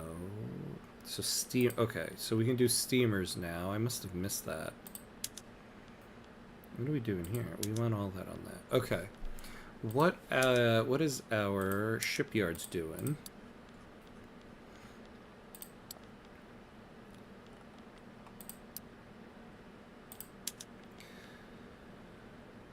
So, this will help with wood too. What do we have for engines? I don't think we're good on engines.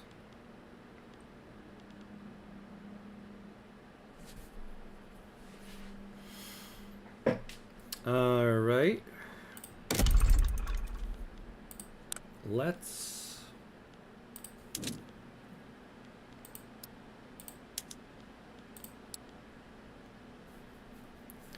So we can build one more here.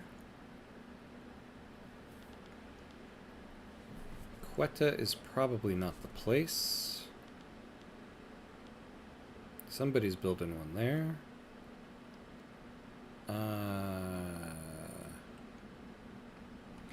What is the local prices here? So pretty expensive.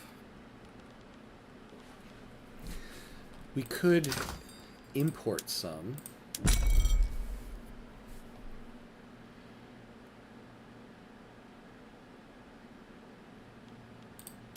Let's do that for now. Let's build the motor industry. We might not need to build as... Oh, yeah, look at wood. Okay.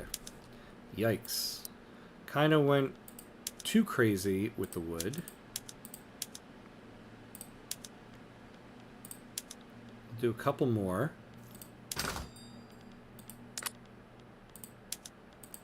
Okay, we're gonna make this switch. This is like a big retooling switch here. So the shipyards... I wish this would just always stay alphabetized. Steamships. The ports will start being industrial. And the fishing wharves will start using steam. Oh, and then now the railroads can start using wooden passenger cars. Whoa, yeah, now we're like banging on wood.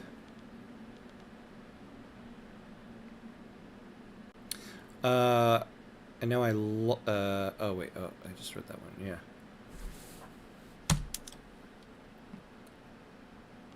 So let's finally build those up. Then the railway. And now we need motor industries. See, I would love to get a motor industries company. Oh, although if this passes, we're about to get another one. Come on, come on. Ah. To outside observers, the industrialists may appear firmly committed to the idea of laissez-faire, but behind this facade of unity, discord has long festered. Now a clique of dissenters have finally had enough and have officially broken with their fellow members over the issue of reform.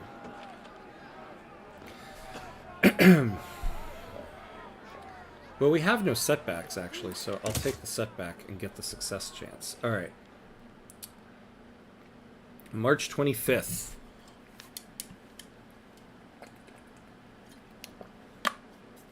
Want to go give me something. What do you have in mind?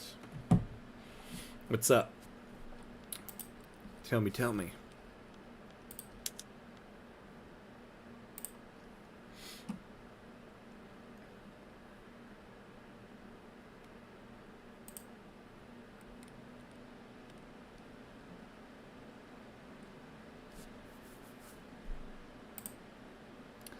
I have a lot of shortage.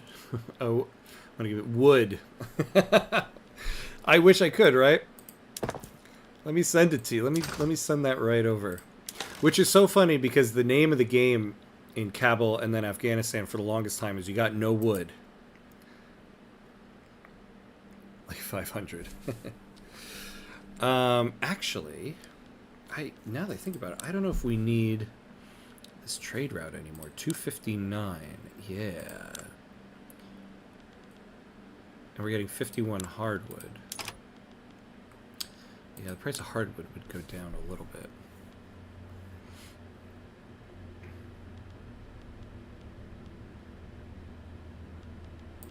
What's the deal? Do they not like opium in the US here?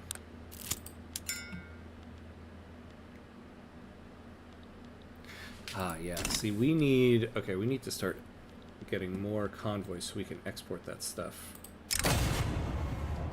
The shortage... a storage tank full to the brim with molasses intended for rum distillation has burst, flooding the streets of Kabul's commercial center, killing dozens and injuring hundreds of bystanders. I don't want to take the radicals. Alright. We'll take a decrease in that.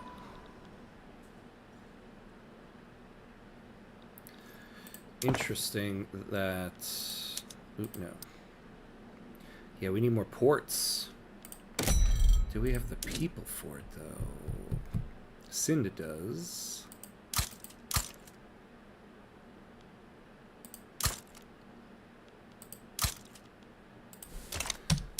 I want to flood America with opium. And you can quote me on that.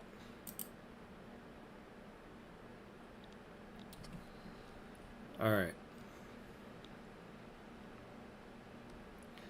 But we also just generally need many more motors. So where can I build this? Not here.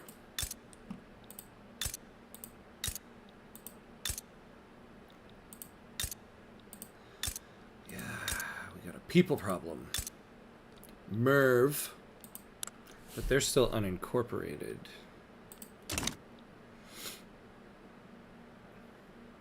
Although, if we can get rid of slavery in this next law passing, that will open a lot of employment up for industry. God, we need to get off of it. The most prominent members of Baluchistan high society have been seen organizing luxurious parties in the new and lavish urban buildings. Well, let's pause for a second. So +3 minimum expected for the upper strata. Could we afford that? Yeah, we could. Let's do that. +25% for each of them. All right, how are we doing with the French? Because I really need an alliance here.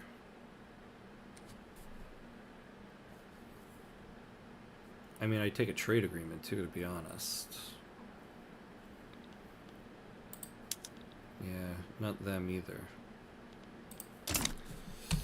Poopy poops.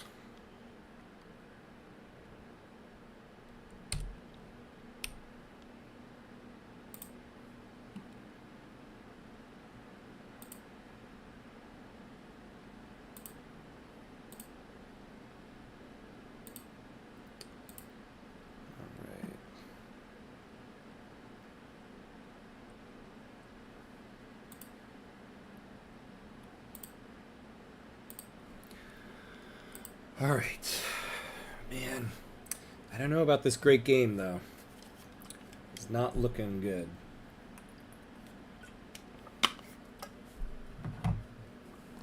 We were up to 14th at one point. Well, the intelligentsia are not helping us here. How are we on bankruptcy? So we're 7 more years, so we're 3 years to go.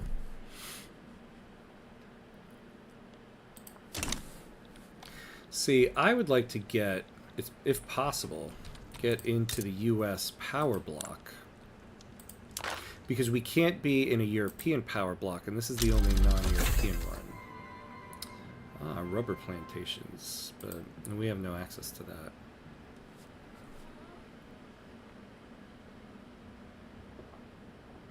Yeah, look at this. +1 standard of living for this.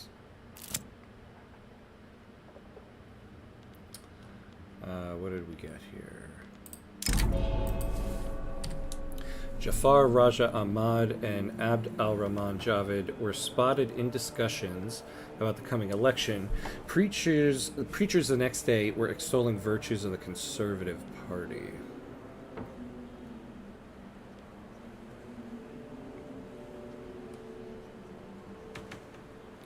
Well, should we give them the momentum? Oh. Now that very well could overturn the election. We'll do that.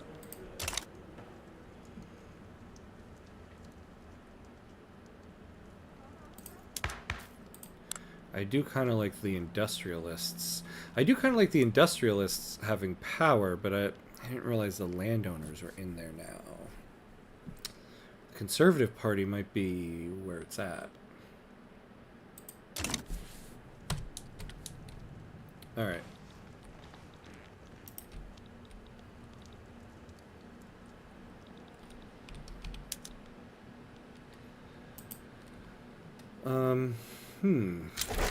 Hey, there we go. Yes. All right, so give us our Monday update, because we should have less construction costs now. Yeah, look at that. All right, I would love to get a motor company. Let's slow down here for a second. Abd al-Rahman Javed of the Sunni Ulema has been seen preaching in favor of the Conservative Party, convinced that their victory has been foreseen in Allah's plans.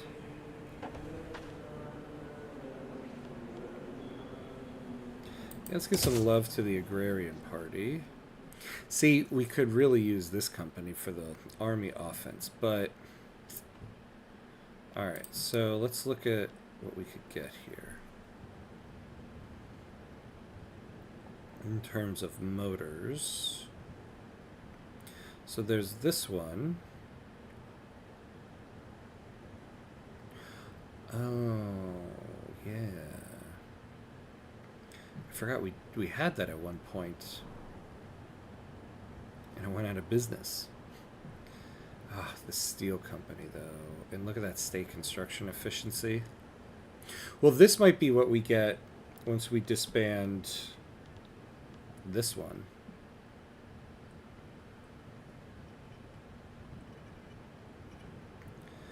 What's the country specific one? So there's this one.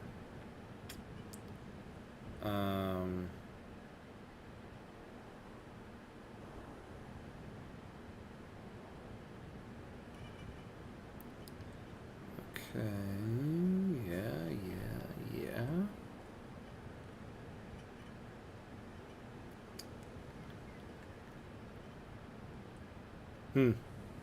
Alright. Yeah, we're gonna try the motor company again.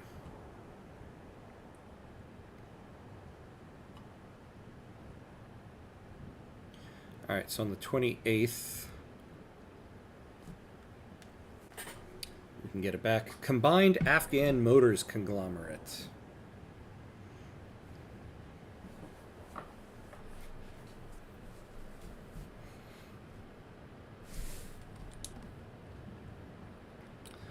Alright, let's get to the 28th.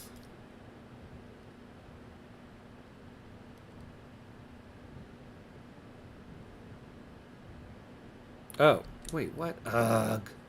Okay. We need 4 more levels. Well, that's fine. Because we want to build them anyway. So let's pause here. I do want to finish the ports, though. And these 4 motor companies are going to have a great throughput bonus because they're going straight to that company.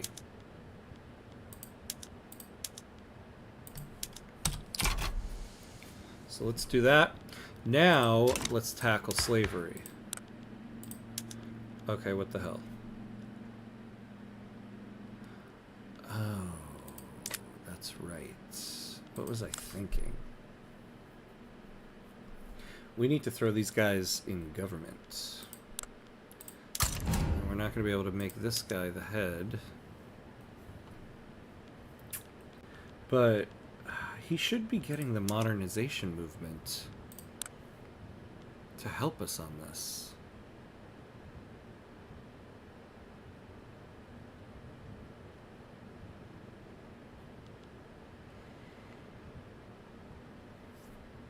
I mean, what's good is, they can create abolitionist characters, but...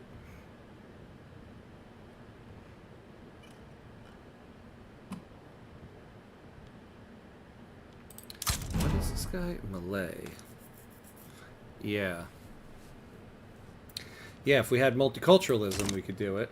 Well, so once the election is done, we'll throw the Agrarian Party in there.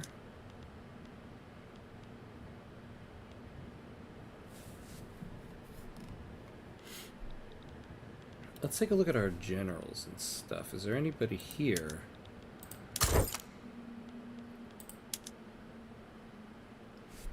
Yeah, we can't make any of them politicians, though.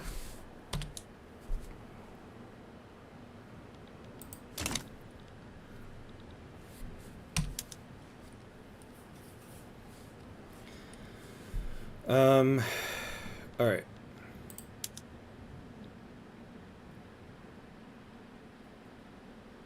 Oh, have you tried the political overhaul mod for Frostpunk 2? No, I have not. You know, I just forget about mods, to be honest with you. I gotta check out the mods for Frostpunk 2. So, no, I have not tried that. Is it good? I mean, I assume you're asking because it's pretty good, right? What is it that they overhaul?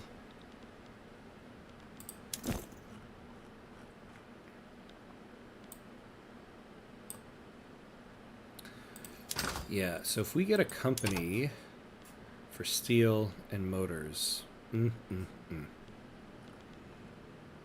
because we're good on, and we have the metals company. What does the steel one give us for prosperity bonus?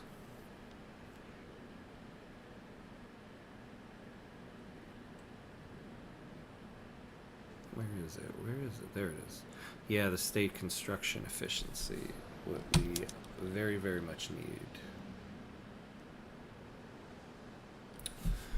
All right. Now, for the time being, we're gonna stop that and do road maintenance in Baluchistan to get these things done. Why don't we finish the port in Sind when we're done here? Finish the port in Baluchistan. Actually, finish the motor industries first, and then we'll do the port. So get me these motor industries.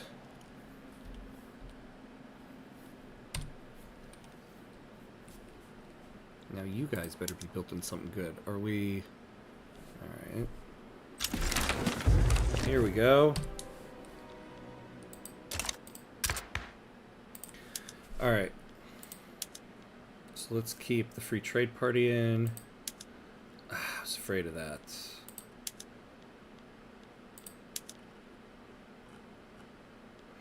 Nobody likes this Agrarian Party. It's still in beta, so not fully finished, but looks very cool and makes the politics more difficult. And two new problems you need to solve is strain and corruption, etc. Ooh, I'm gonna take a look at that. All right, the political overhaul mod. Yes, thank you. I always forget to check mods out, you know?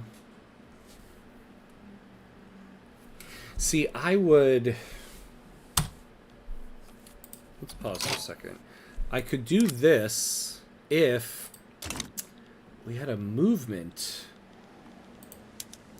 I'm surprised the liberal movement doesn't care about it.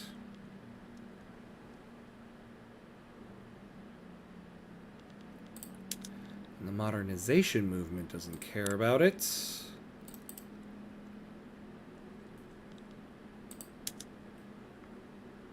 Is there anybody that can help us on this?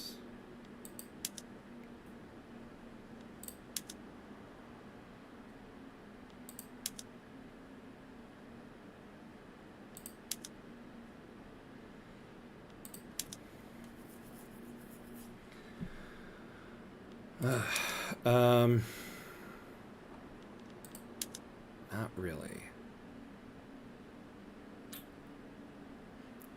Well, the liberal movement will help us with census suffrage. You know, so census suffrage will give more political power to the intelligentsia, and the liberal movement will help us a little bit in passing that.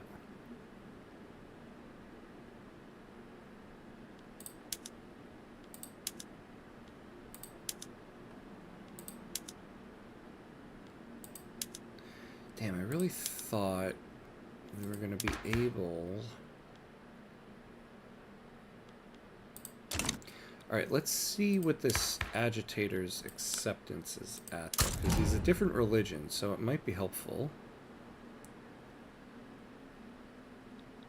Ah.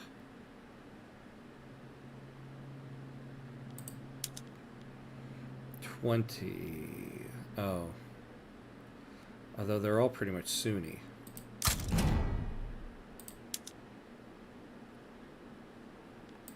What is his religion? I mean, he's part of the Sunni ulema, so...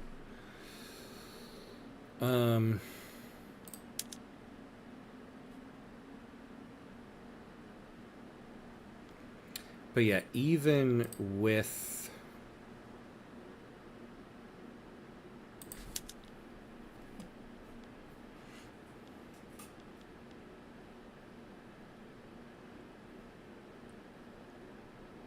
Well, there should be a population of 1.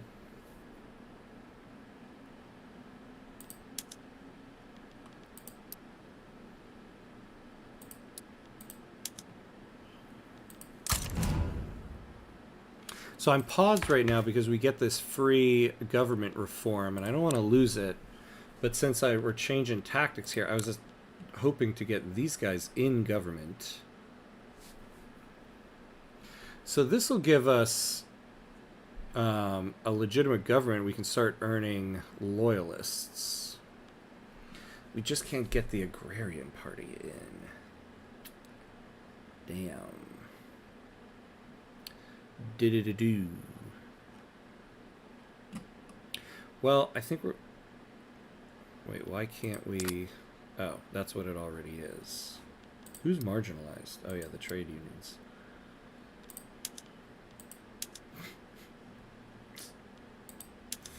Alright, let's unpause. I think we'll keep it like this.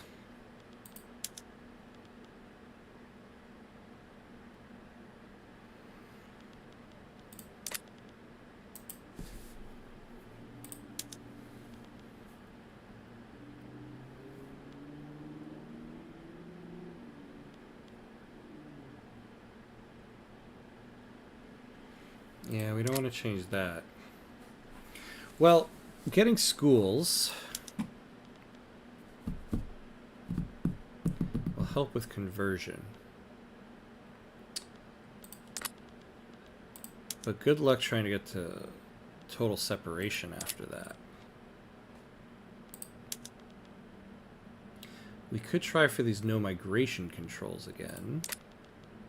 Honestly, I think our best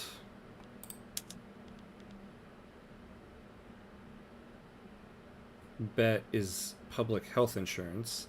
It'll raise the standard of living, which will help us with our radicals problem. And honestly, getting both of these right now would be pretty good. All right.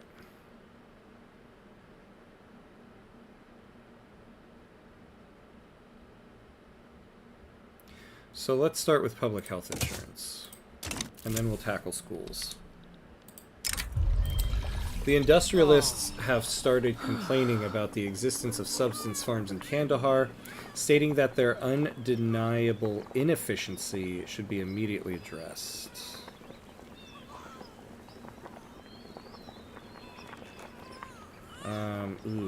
We cannot afford making the industrialists any more pissed.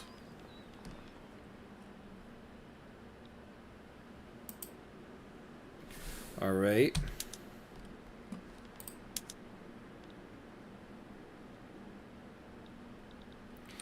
God, why is construction efficiency just so... Why does it suck so much here?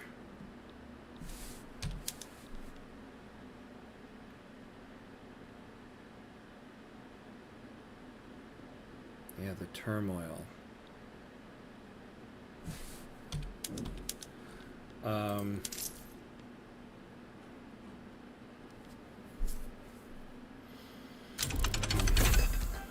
Egalitarianism. Universal suffrage. Proportional taxation. That's not going to help us.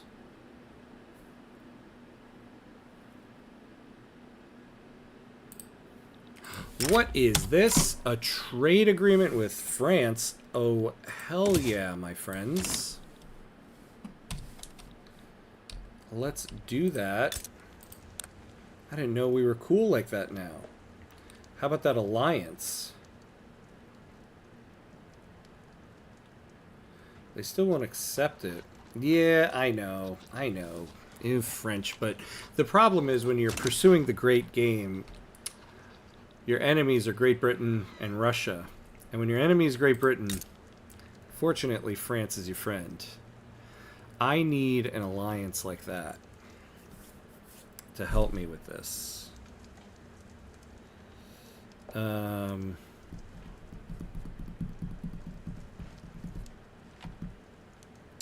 would help us?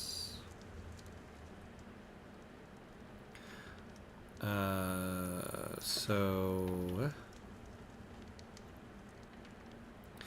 we could grant them investment rights. That would do that.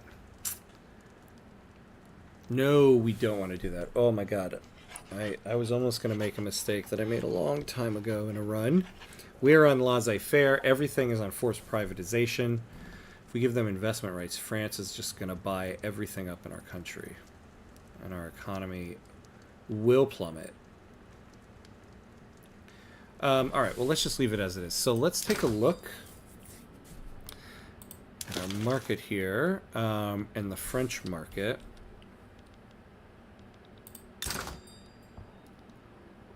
So, yeah, let's import some clothes.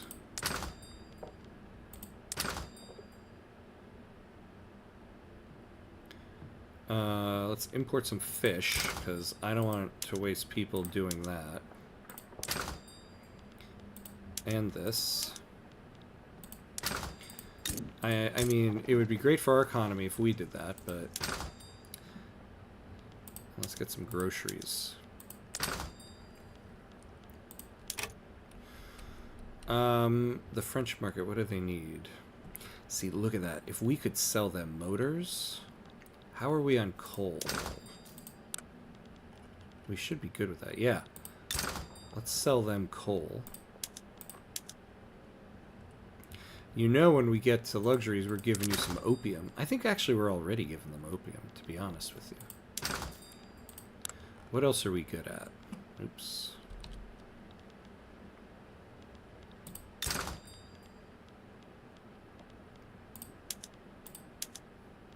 Let's give them glass. Let's give them lead. Alright. Yeah, that's what I thought. We're already doing that. Let's give you some of our art. Now, what do we need in terms of luxury goods to make everybody's lives a little better? Yeah. Oh, whoops. So clothes, porcelain, all that stuff.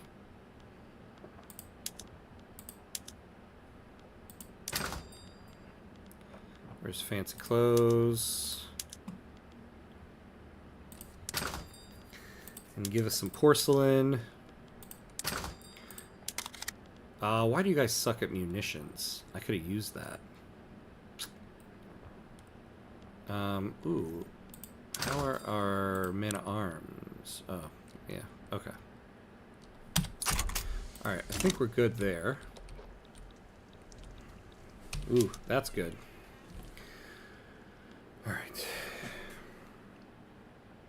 Yeah, so why this? Oh, yeah, that's right, the turmoil. Okay. Well, how are we doing here? Quinine. Aren't we doing tech spread on that? Yeah. Then psychiatry. Why? We should have been doing psychiatry.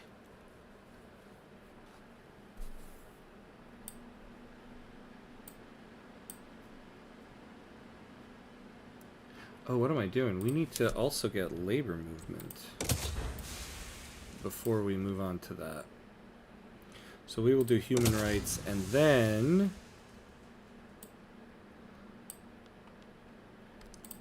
steel frame buildings. That's what we're going to do.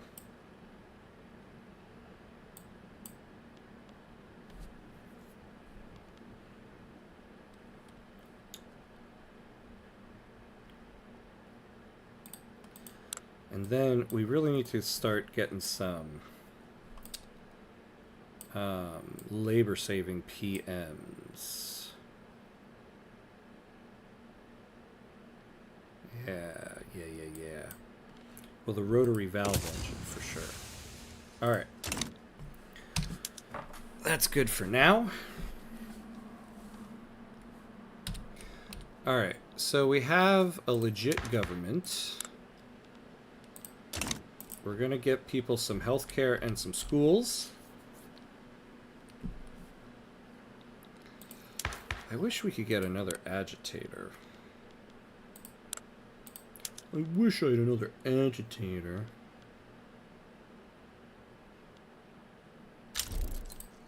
Alright, law progress to adoption.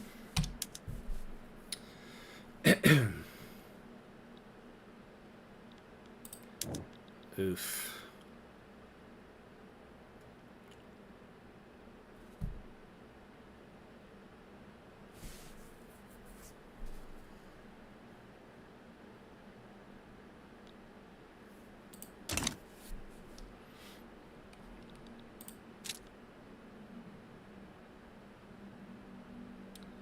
Yeah, look at that.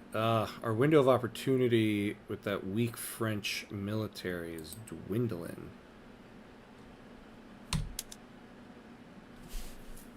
But this will help us, these motor industries.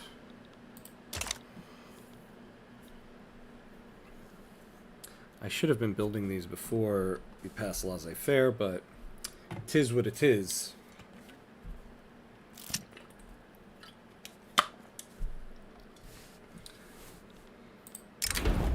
Despite not enjoying full rights under Afghan law, some wealthier Punjabi people have begun moving. Oh, there we go, quinine. Have begun moving into neighborhoods and frequenting establishments they would normally be excluded from. Yeah, we'll do this. Yeah, we can afford it.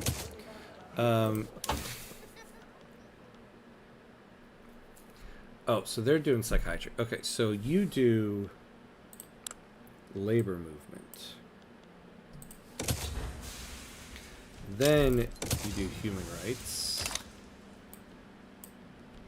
And steel frame buildings.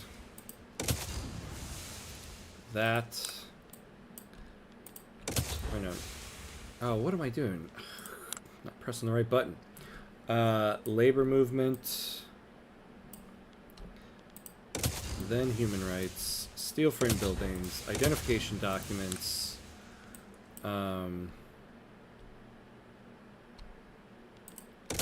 Rotary valve engine. And yeah, we do need that. All right.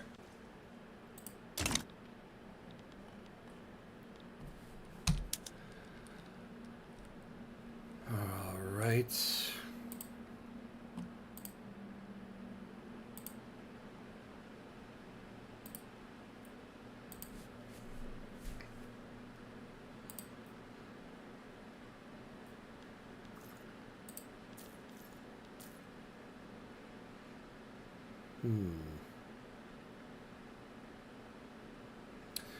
All right.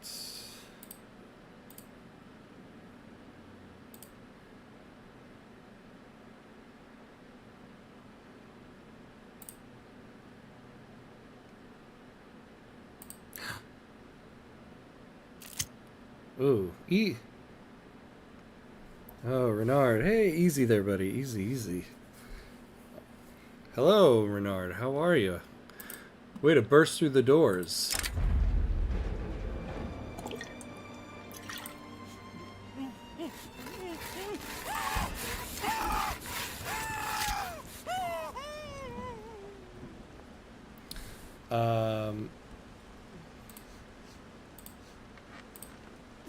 Alright. As ironic as it might be, many members of the government seem to have caught a cold today. The day of the debate, few members have enough strength to make it in for the day. The debate. But good to see you, Bernard. How are you, my friend? Ooh, I do not... Okay, let's slow down for a second here. I don't want to lose success chance or legitimacy. But if we take this, we're getting a setback. But... Oh, well, actually, we can lose the legitimacy. Alright, we'll do that.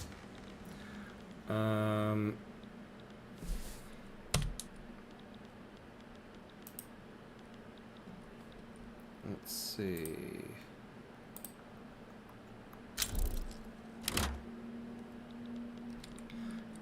Great Britain.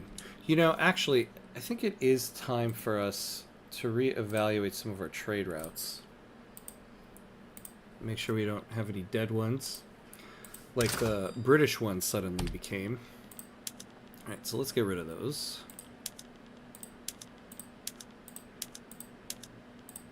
Now let's look at the ones that are not productive. Yeah, so all of this artwork, we'll take those.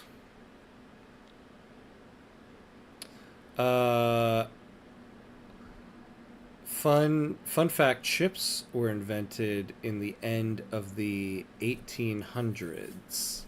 Oh, interesting. Okay. Very nice, very nice.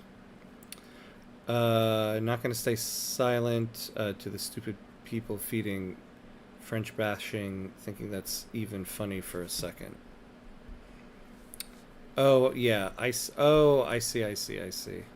Yeah, there was an event that popped up. So it was more, I think, directed toward an event in the game than the than the actual real life country of France. But I understand what you're saying there.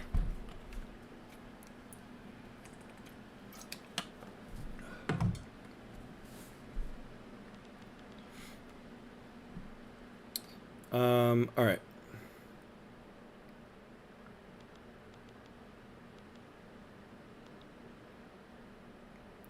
I have to go, but thanks for patient. Hope to see you again. Yeah, thank you. It's great having you. Thanks for joining in.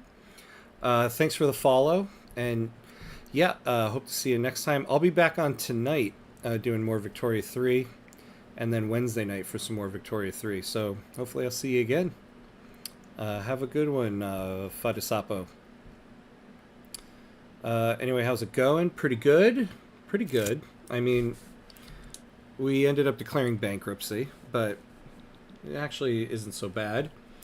I'm not so sure about the Great Game. We're probably about to lose that. But all in all, we're doing well in general as a country here.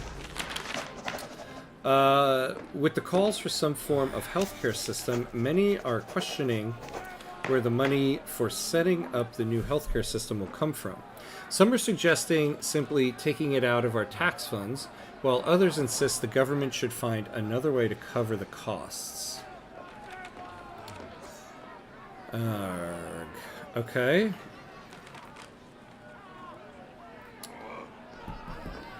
Ooh, 5,800 though for the rest of the enactment process. Or we could just take the 10%. Let's just take the 10%. Alright. The iron trader out here. Yeah, we don't need to be losing money on that, so we'll get rid of that. Importing of liquor. Yeah, we don't really need all of that anymore. Well, we'll keep the French one because it's not costing us bureaucracy anymore, but we'll get rid of the one from the United States. Exporting opium, we're always gonna keep that going. So any of the French ones will keep because we got the trade agreement. Oh, importing of 15 wood. Yeah, I don't think we need that anymore. In fact, are there any other wood ones? So these two, yeah, we'll keep. All right. So let's speed that back up.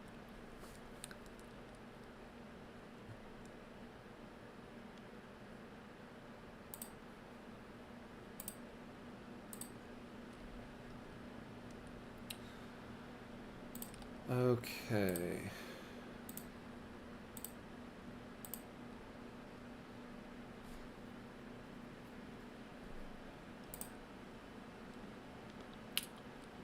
Let's see. So, all right. So how can we get more power to our agrarian party here? Because we need them to get slavery banned. We still don't have the trade unions on board.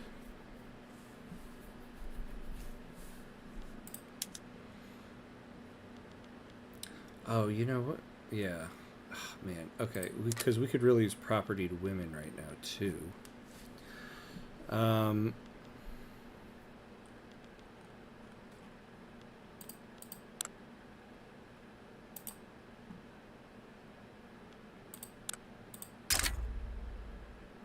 Foreign investment rights. Sorry, France. We cannot do that. Not while we have laissez-faire. That would be the end of our economy right there. How can we also get off of monarchy here? Let's see, what are we on? Oh, wait, yeah, what are we on? We're on laissez-faire, yeah. The liberal movement, nothing. You guys are so helpful.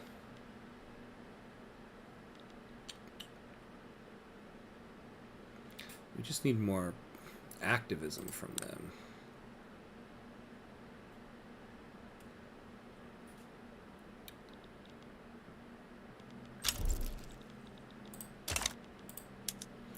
Ooh, yeah, the royalist movement. We would need to keep in check.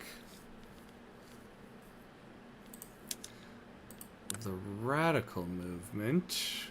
Okay, the radical movement will help us.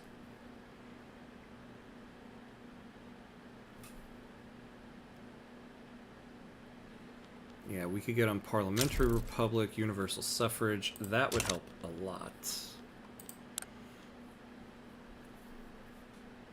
So I would like to boost them up.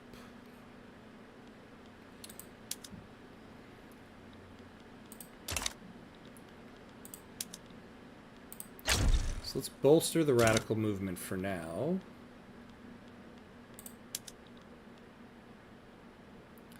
Ooh, the Ile-de-France uprising.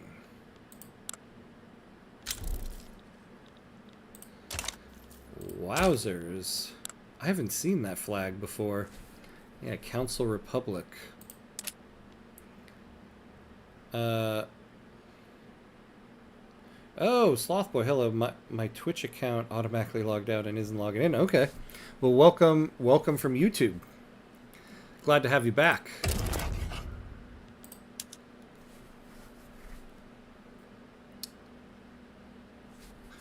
Oh, let's slow down for a second here. We can get a guarantee independence from the Kingdom of France.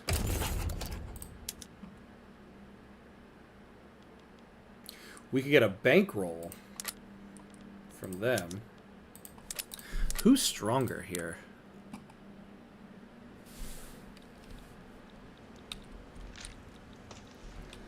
Okay, so what's the barracks situation? 5.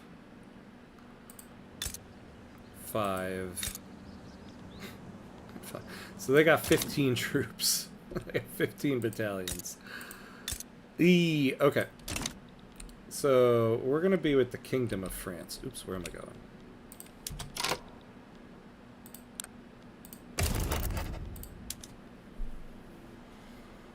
You know, it's funny. Oh, we'll give investment rights.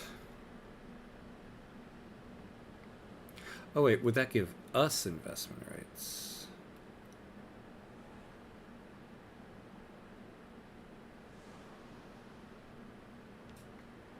Power block embassy. Yeah, that's like... That's for you.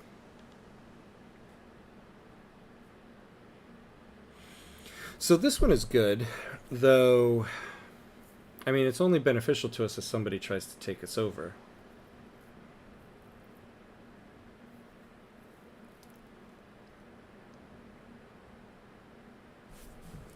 But that will, you know...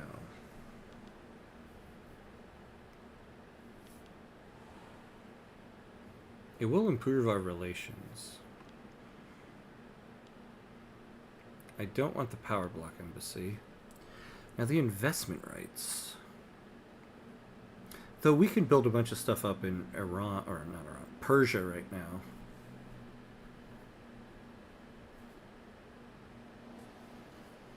No, let's take the guarantee independence. Alright. And the great thing about this is we're not sending any troops over there.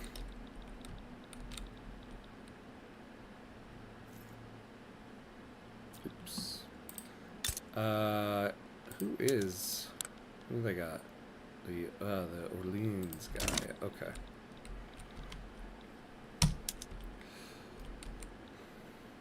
Okay.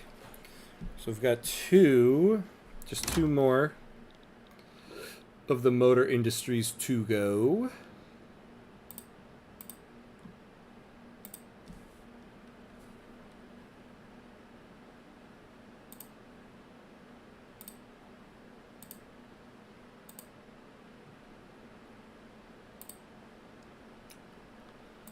Very good, very good.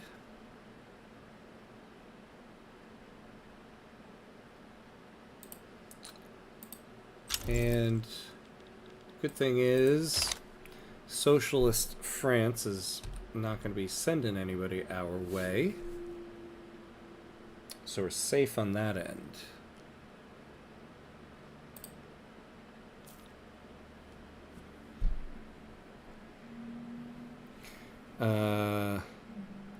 Twitch is showing an error every time I click onto my account.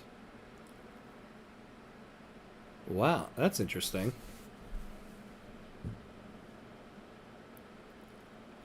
So like when you click login, it's just like error.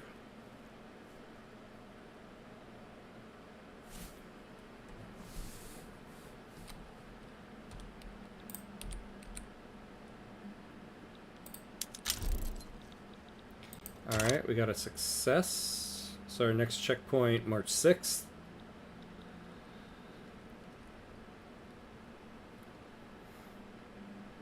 Whoa, look at our private queue. Building up Persia. Oh, you know, we are on the opposite side of Sardinia Piedmont here. Alright, so we now have guarantee independence from France.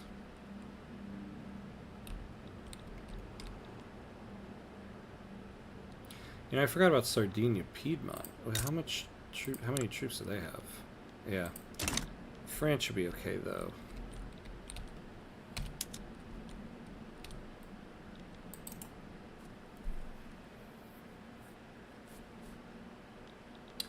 Ah, okay. Who's the head of our intelligentsia now? Timur Javed, who is a nihilist.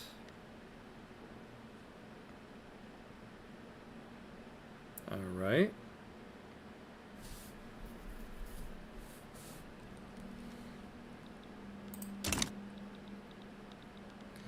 Oh, you know...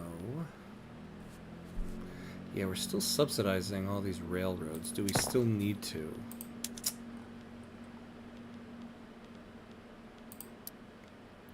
Yeah, none of them are actually productive.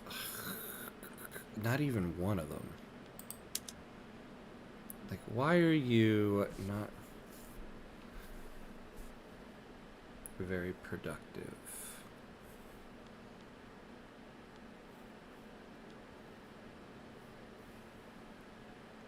Sorta, yeah. Huh. That's interesting. Can you try, like, maybe try changing the password on it.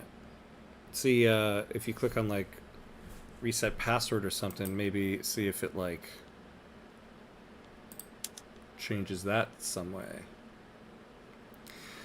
You know... Yeah, if we change this, it'll get rid of a bunch of transportation.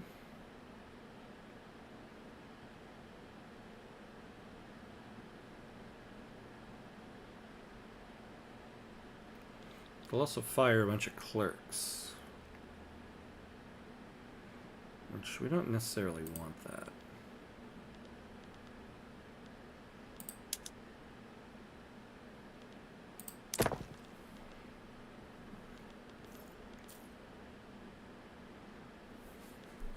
I wonder if what we need to do is just go ham cuts, haha, on all the rail transportations. Let's go ham cuts on it.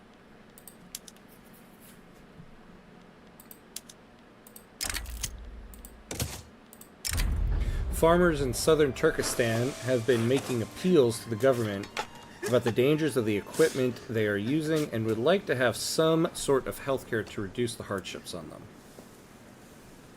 Alright. Ooh. Yeah, let's get the plus 40, please. So I'll try. See ya. Okay, yeah. Yeah, give it a try. See if that works. I wonder if Twitch is having some type of issue today.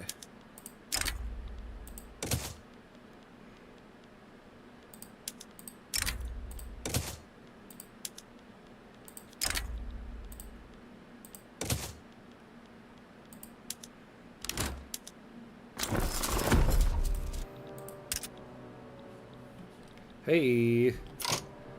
Alright, let's pause for a second. I want to go take a look at France. Well, we don't really need to pause, actually. What am I talking about? So let's just utilize this stuff everywhere. Alright. So no socialist France. So we got our guaranteed independence. Woot woot.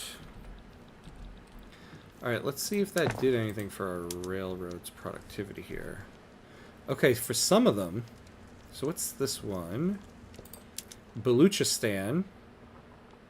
So we might be able to not subsidize this one. And actually we should build another one.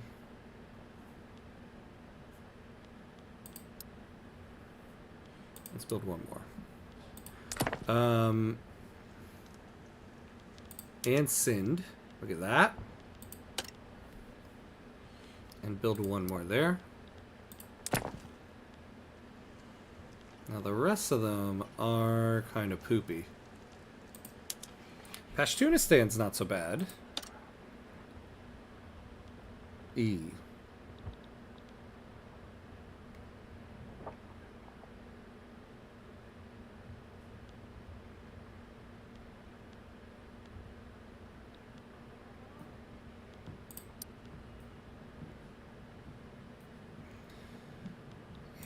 Let's make sure that...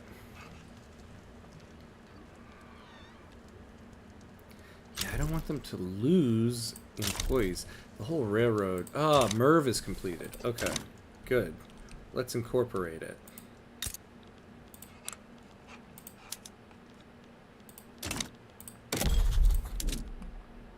Yeah. Russian claims.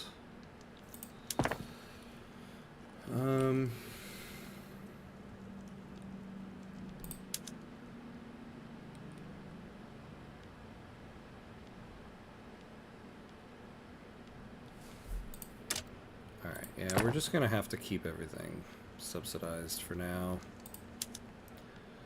Because we can't afford to lose these, get these hits to infrastructure. Though previously opposing the public health insurance laws, Jafar Raja Ahmad has considered the Sunni ulama's political position and instead offers support. Well, I do want this guy to be popular, because he's our abolitionist.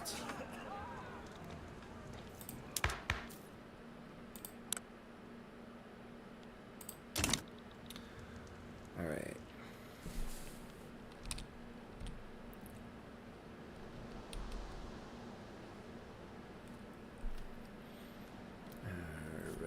Alright.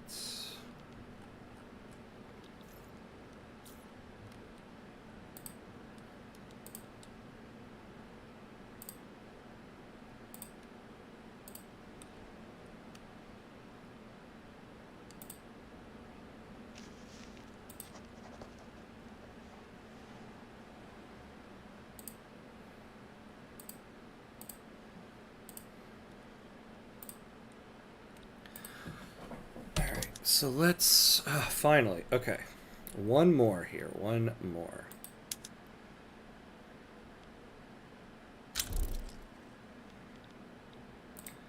Persia damaging relations. What else is new in this run?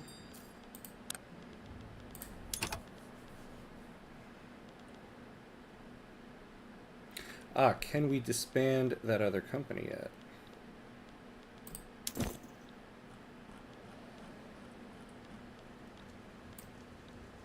We can. Let's see. Well, first I want to get the motor companies. Then we'll get the steel one. Because I do kind of feel like this coal company has been kind of useless to us. I mean, they have built up some coal.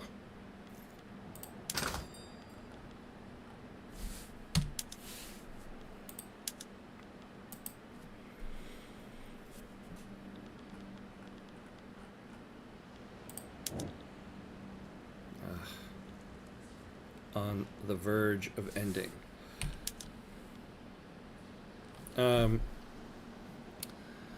Oh wait, I got a 7-day suspension because for hate speech, and I have no idea what I said, so I messaged them, like, what did I say, and what emote or text was inappropriate. A 7-day suspension. Interesting. Huh. Yeah, I don't know.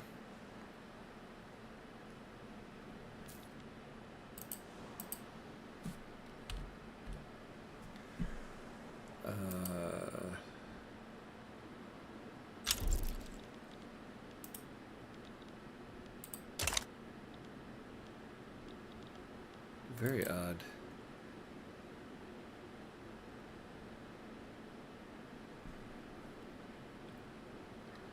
Alright, so we're at the voting stage. Well, we'll hang out with us on YouTube then. Still glad to have you here in YouTube land.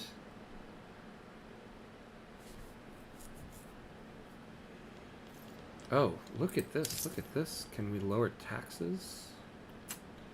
Really? But let's try it, because it will boost the economy, lower radicals. So we can afford to lose some money because our reserves are almost full. And actually, how much? 4,000 there, 4,000 there, because we could use the power projection, because it'll lower our interest rate, because it'll raise this. All right, we'll see what happens.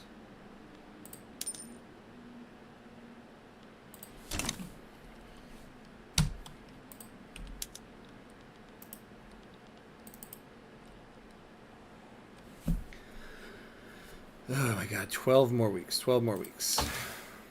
We got labor movement going. What about psychiatry? We're probably going to have to also start researching psychiatry before all is said and done. I was hoping that tech spread would have finished that out, but it won't. So we'll do that, then we'll move to human rights. And then steel frame buildings, identification documents, steam donkey. Or no. Rotary valve engine, and then steam donkey.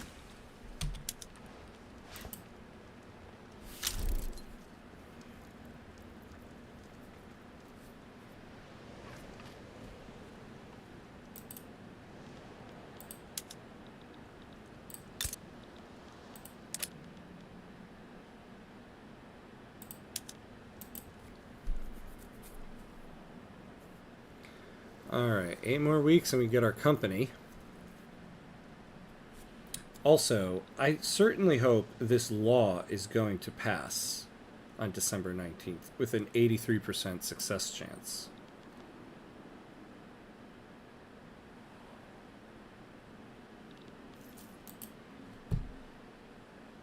I'm surprised the Sunni ulama is endorsing it so much, considering it's not charity hospitals. Alright, let's slow down for a second here. The Sunni ulama are dissatisfied with the inclusion of the industrialists in the Afghan government. Oh man, look at this. There we go. Public health insurance. Thank you, thank you. Yeah. Oh my god, look at that. Okay.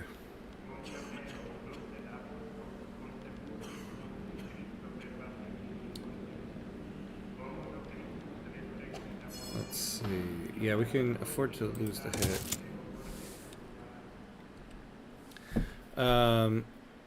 Oh, hello, Johnny. How are you? You said in other stream that you go to American gameplay next.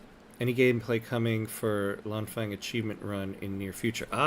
It is very, very interesting that you asked that question. Let me answer this here. Although Jafar Raja Ahmad is... Oh, no, we want you to stay here. So I've been starting to think about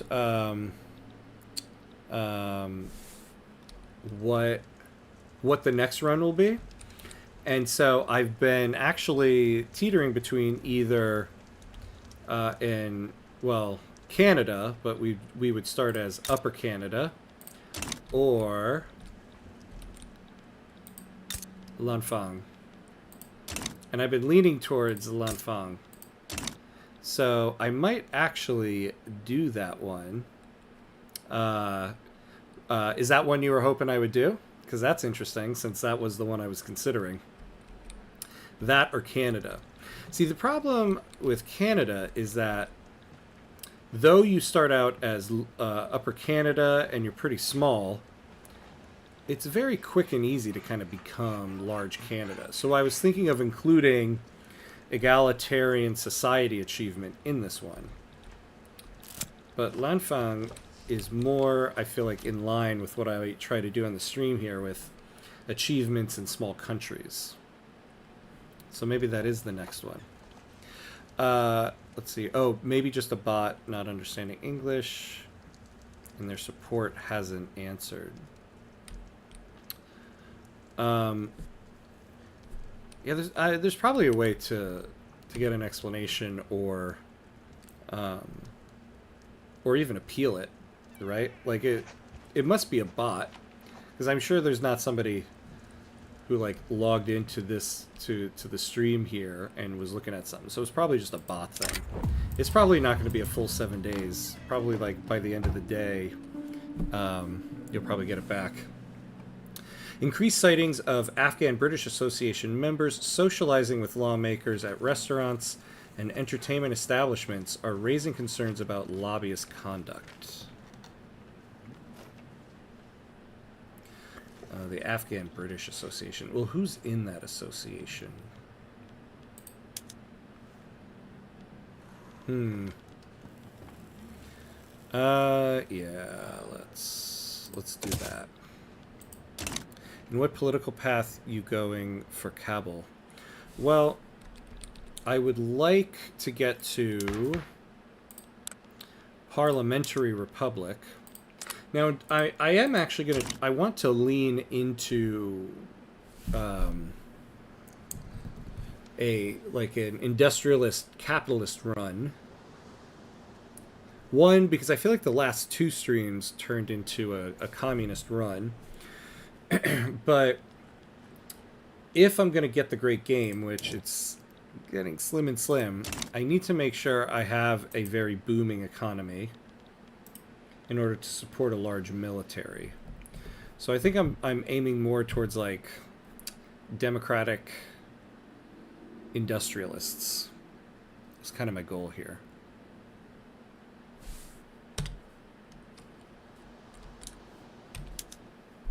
Ah, there we go. We got our company. Or we can get our company now. Let's see. Where are they? Oh, did I pass it? I must have passed it. No. Okay, what the poops? I just built all of your stuff. Oh my god, I forgot. We are on laissez-faire. And I bet those companies just got purchased. And now they want to move to Herat. I mean, it actually makes more sense that they're there. Oh my god, so is Mr. Robotsos. Hold on, though. I thought we can establish a company...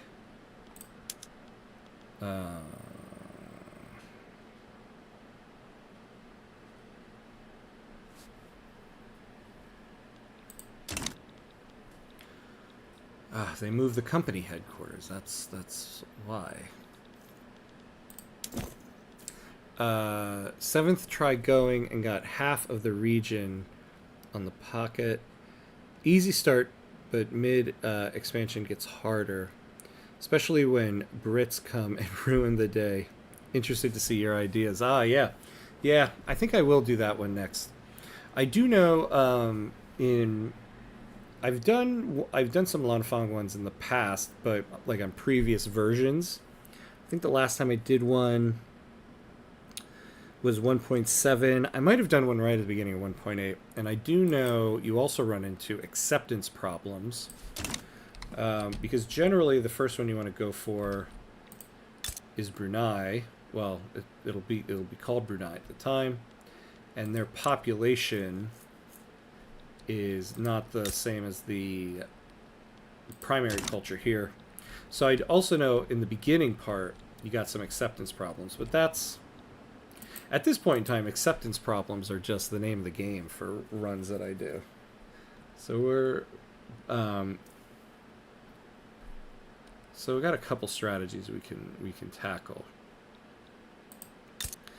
All right, let's build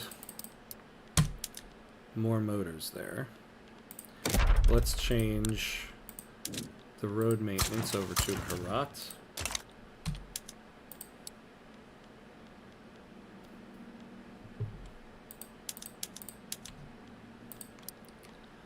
All right.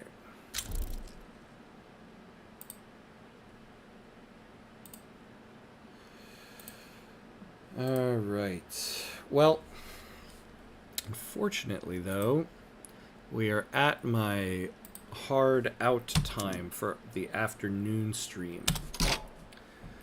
So we have reached our stopping point for today, unfortunately.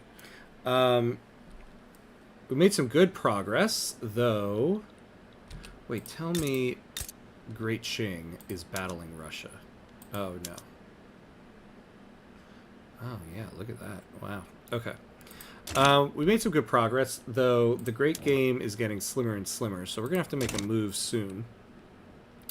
But we're still generally doing well. Our bankruptcy only has 4 years left, so not so bad. So I am going to be... So I'll be continuing this tonight, or at least tonight for me. So it starts at 8:30 p.m. Eastern, or between 8:15 and 8:30, really. So in about 7 hours from now. So that'll be the next time I'm on. So thank you to everybody who's watching this afternoon. If you enjoyed it, and you haven't already, please consider giving me either a follow on Twitch or a subscribe on YouTube, and then you'll get alerted to when I'll be on again. But other than that, thank you everybody for watching. Thank you everybody for chatting with me and keeping it fun. Thank you for the stream again. Good content. Thank you, Johnny. Thank you very much. I appreciate it. But unfortunately, that's it for me for right now. So hopefully I'll see everybody again tonight. Other than that, have a good rest of your day. And of course, be awesome. See you, everyone.